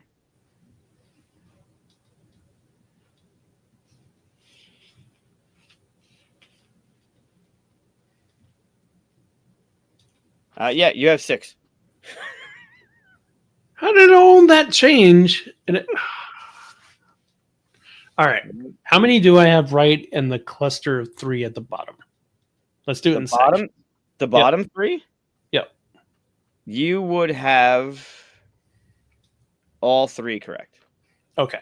So I don't need to ask how many I have correct at the top. So I have 2 incorrect at the top. All right. So those are locked at the bottom. So I have to figure out. Okay, I'm gonna pull in the chat if I can. Chat, out of those 5, without Googling, don't answer if you've Googled it or anything, but what do you think? People say Terra Mystica is older for sure, but while we were doing our search for this, I saw Terra Mystica in there. And he says he's doing the English version of Terra Mystica, which must have come after the original Terra Mystica. Did it? Maybe? I don't know. I don't know at this point. Let's see. Of those 5, how do I whittle down the 5? Okay, so I don't know anything about Flamme Rouge, as I've said, so let's move it back over. And I think the desert one was correct on the other side. Go ahead and move that over. Move Forbidden Desert? Yeah, Forbidden Desert, okay. Yeah. Okay, so let me put 2 more over there, and then I'll ask you how many are correct over there. So let's go with Tiny Epic Galaxies, because that was their first one. You know what? Let's do Code Names. Maybe that was like 2013. That seems real early, though. So we know we locked in Whitechapel. Alan says he's lost. He doesn't know either. You know you locked in Eldritch, and you know you locked in Nations. He doesn't think Terraforming Mars is that old. That's a good point. It might not be. Of the 5 you have up top, yep, you have 2 correct. So I threw one of the correct ones over there. Okay. All right. So let's put Code Names back and swap it out for Desert. The boring desert one. So maybe that corrects it back to 3. So then let's put, I don't know, Blood Rage over to the other side and switch it with Descent. Oh, no. Let's follow Alan here. Let's put Terraforming Mars. Let's switch it with Terraforming Mars. All right. Of that 5 on the top, what do I have? Of that 5, you have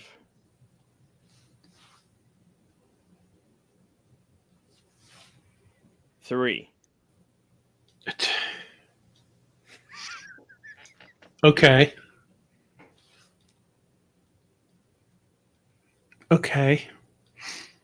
What am I missing here? how about? All right. How about? Can you tell me? Let's whittle something down. Epic and Coup, are both of those locked? Are those correct? So you're asking about just these two? Yeah. And you want to know if they're on the right side? Yeah. How many of those two are on the right side? 1. Okay. Wow. So that means one of the bottom ones is wrong too. All right. Throw Epic over to the right. I don't know what comes over here. I've made so many commitments at this point. And throw Robinson Crusoe over to the side. Now, how many do I have correct total? On this side? Uh-huh. Well, you have these 3. Yeah. So of these 5, you have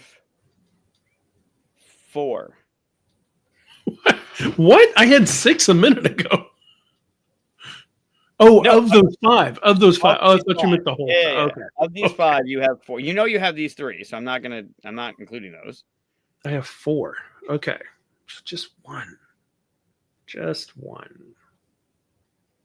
Hmm.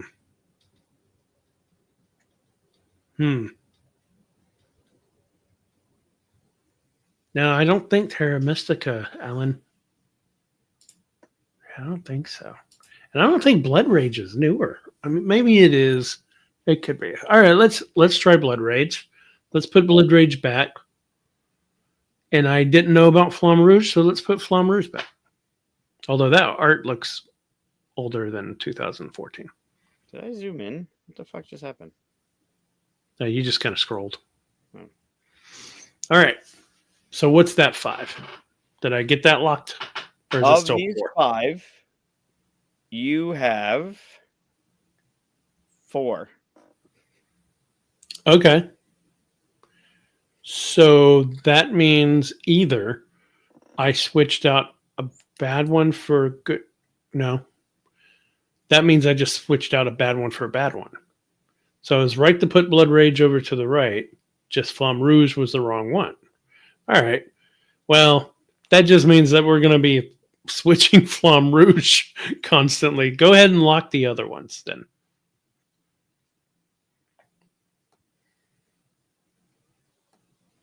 Yeah. And I just have to figure out what goes on the other side there then. Was Codenames earlier? I'm going to put Codenames there. How about switch Codenames with Flamme Rouge?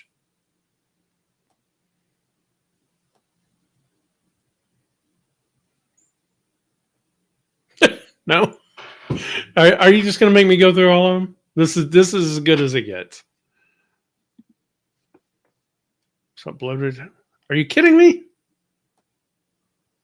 That does it? That did it. Then why did I see it in BGG? Terra Mystica, because the Fire and Ice expansion came out. Oh, it was an the Concordia thing I did. Mm-hmm. Oh man, yeah, I would have had it totally then. Here's your list: Terra Mystica was 2012. Okay. Crusoe was 2012. Okay. Eldritch was 13. Ooh, close. Descent was 12. Coup was 12. Man. Nations was 13. Desert was 13. And Whitechapel was 2011. Man, that list thing threw me off on Terra Mystica. Not that I had everything. You were pretty good with these. I figured some of them would throw you off. Like I figured Desert would throw you off a little bit, which it did. Tiny Epic Galaxies was 2015. Oh yeah, it was close. Yeah. Yokohama was 16. Yeah. I was pretty sure about that one. Yep, you were good with that one. Dracula was 15. Okay. Flamme Rouge was 16. I threw that one in there because I figured that would stump you a little bit. Yeah, that one I really didn't have any clue on. Yeah. Codenames was 15. Okay, it was close. Okay. Feast for Odin was 16. Yeah, that sounds about right. Same with Great Western Trail. Okay, I would have thought that was 15, but cool. Blood Rage was 15. Yeah, that seemed right. Same as Pandemic Season 1. Oh, I actually thought that might have been like 16. Okay. 16 was Scythe. Mm-hmm. And Terraforming Mars. I didn't remember Terraforming Mars came out the same year as Scythe. Yep. And Gloomhaven was 17. Yeah. I didn't think it was before. Yeah. Well, I threw some softball pitches at you, and then some Yeah. harder ones. Flamme Rouge, I figured would be one. Tiny Epic, I figured just because it feels like it's been around forever. It's only 10 years old now. And then Coup, we all know that silver box. Right. This was the first edition. Man, what is on the cover? I have no idea. Can you make it bigger? No. Oh, it's like a little castle island thing. Okay. Weird. But if you look at Coup with the silver box, it was the same year. Huh. How come it says City State? Is that like a... Haven't a clue. Okay. Weird. I've never seen that box. Yeah. Strange. Yeah. Well, that was a thing. That was the thing. That was super fun for me. You like watching me squirm on that, huh? So Coup, where's my... What the hell happened? What are you looking for? I brought it back up. I was going to go to Oh, okay. here and look up Coup. Oh. 2012. Yeah. Right? So that's the box that we all know. No, you can't really see it. Squish it. You squish it. Here. That's worse. No, I'm moving it over now. There you go. Yeah, I have that box. Yeah. Right. So what I did was I went to versions, and then I went down to whatever this was would give me the earliest one that was posted, right? So there's Romanian. So it was done in Romanian. Wow. With that edition. Same year, but when you go up, there's Nordic, there's Czech, there's Braille, which I thought was awesome. And there's your multilingual first. English, French, and German was in that box. Strange. Right. So the silver box we all know was here. But the first edition in English was that. Well, that's nice. That was fun. I enjoyed that one. Mm-hmm. Yeah. Yep. Yeah, that was interesting. I should have made the puppet do it. There was well, maybe next time you and the puppet could play on the show after I leave. Be a kind of boring show. I don't know. That'd be pretty entertaining. I mean, I'll come visit you in the home when they have you committed, but in the home. Playing with a puppet does not make you crazy. Recording it by yourself kind of does. Okay, sure. Hey, who's crazier, the person that does it or the people that watch it? I mean, watch it or use it as evidence. Hey, everybody, hit the button. If you hadn't hit the button, do the like and the subscribe and all that stuff. Next week, we're going to be doing stuff. We have something. I don't think we have anything planned, but we'll be doing something. We'll be doing something. So look out for it next Monday. Thanks for watching, checking everything out. We'll see you next time. See you guys. Good to see you.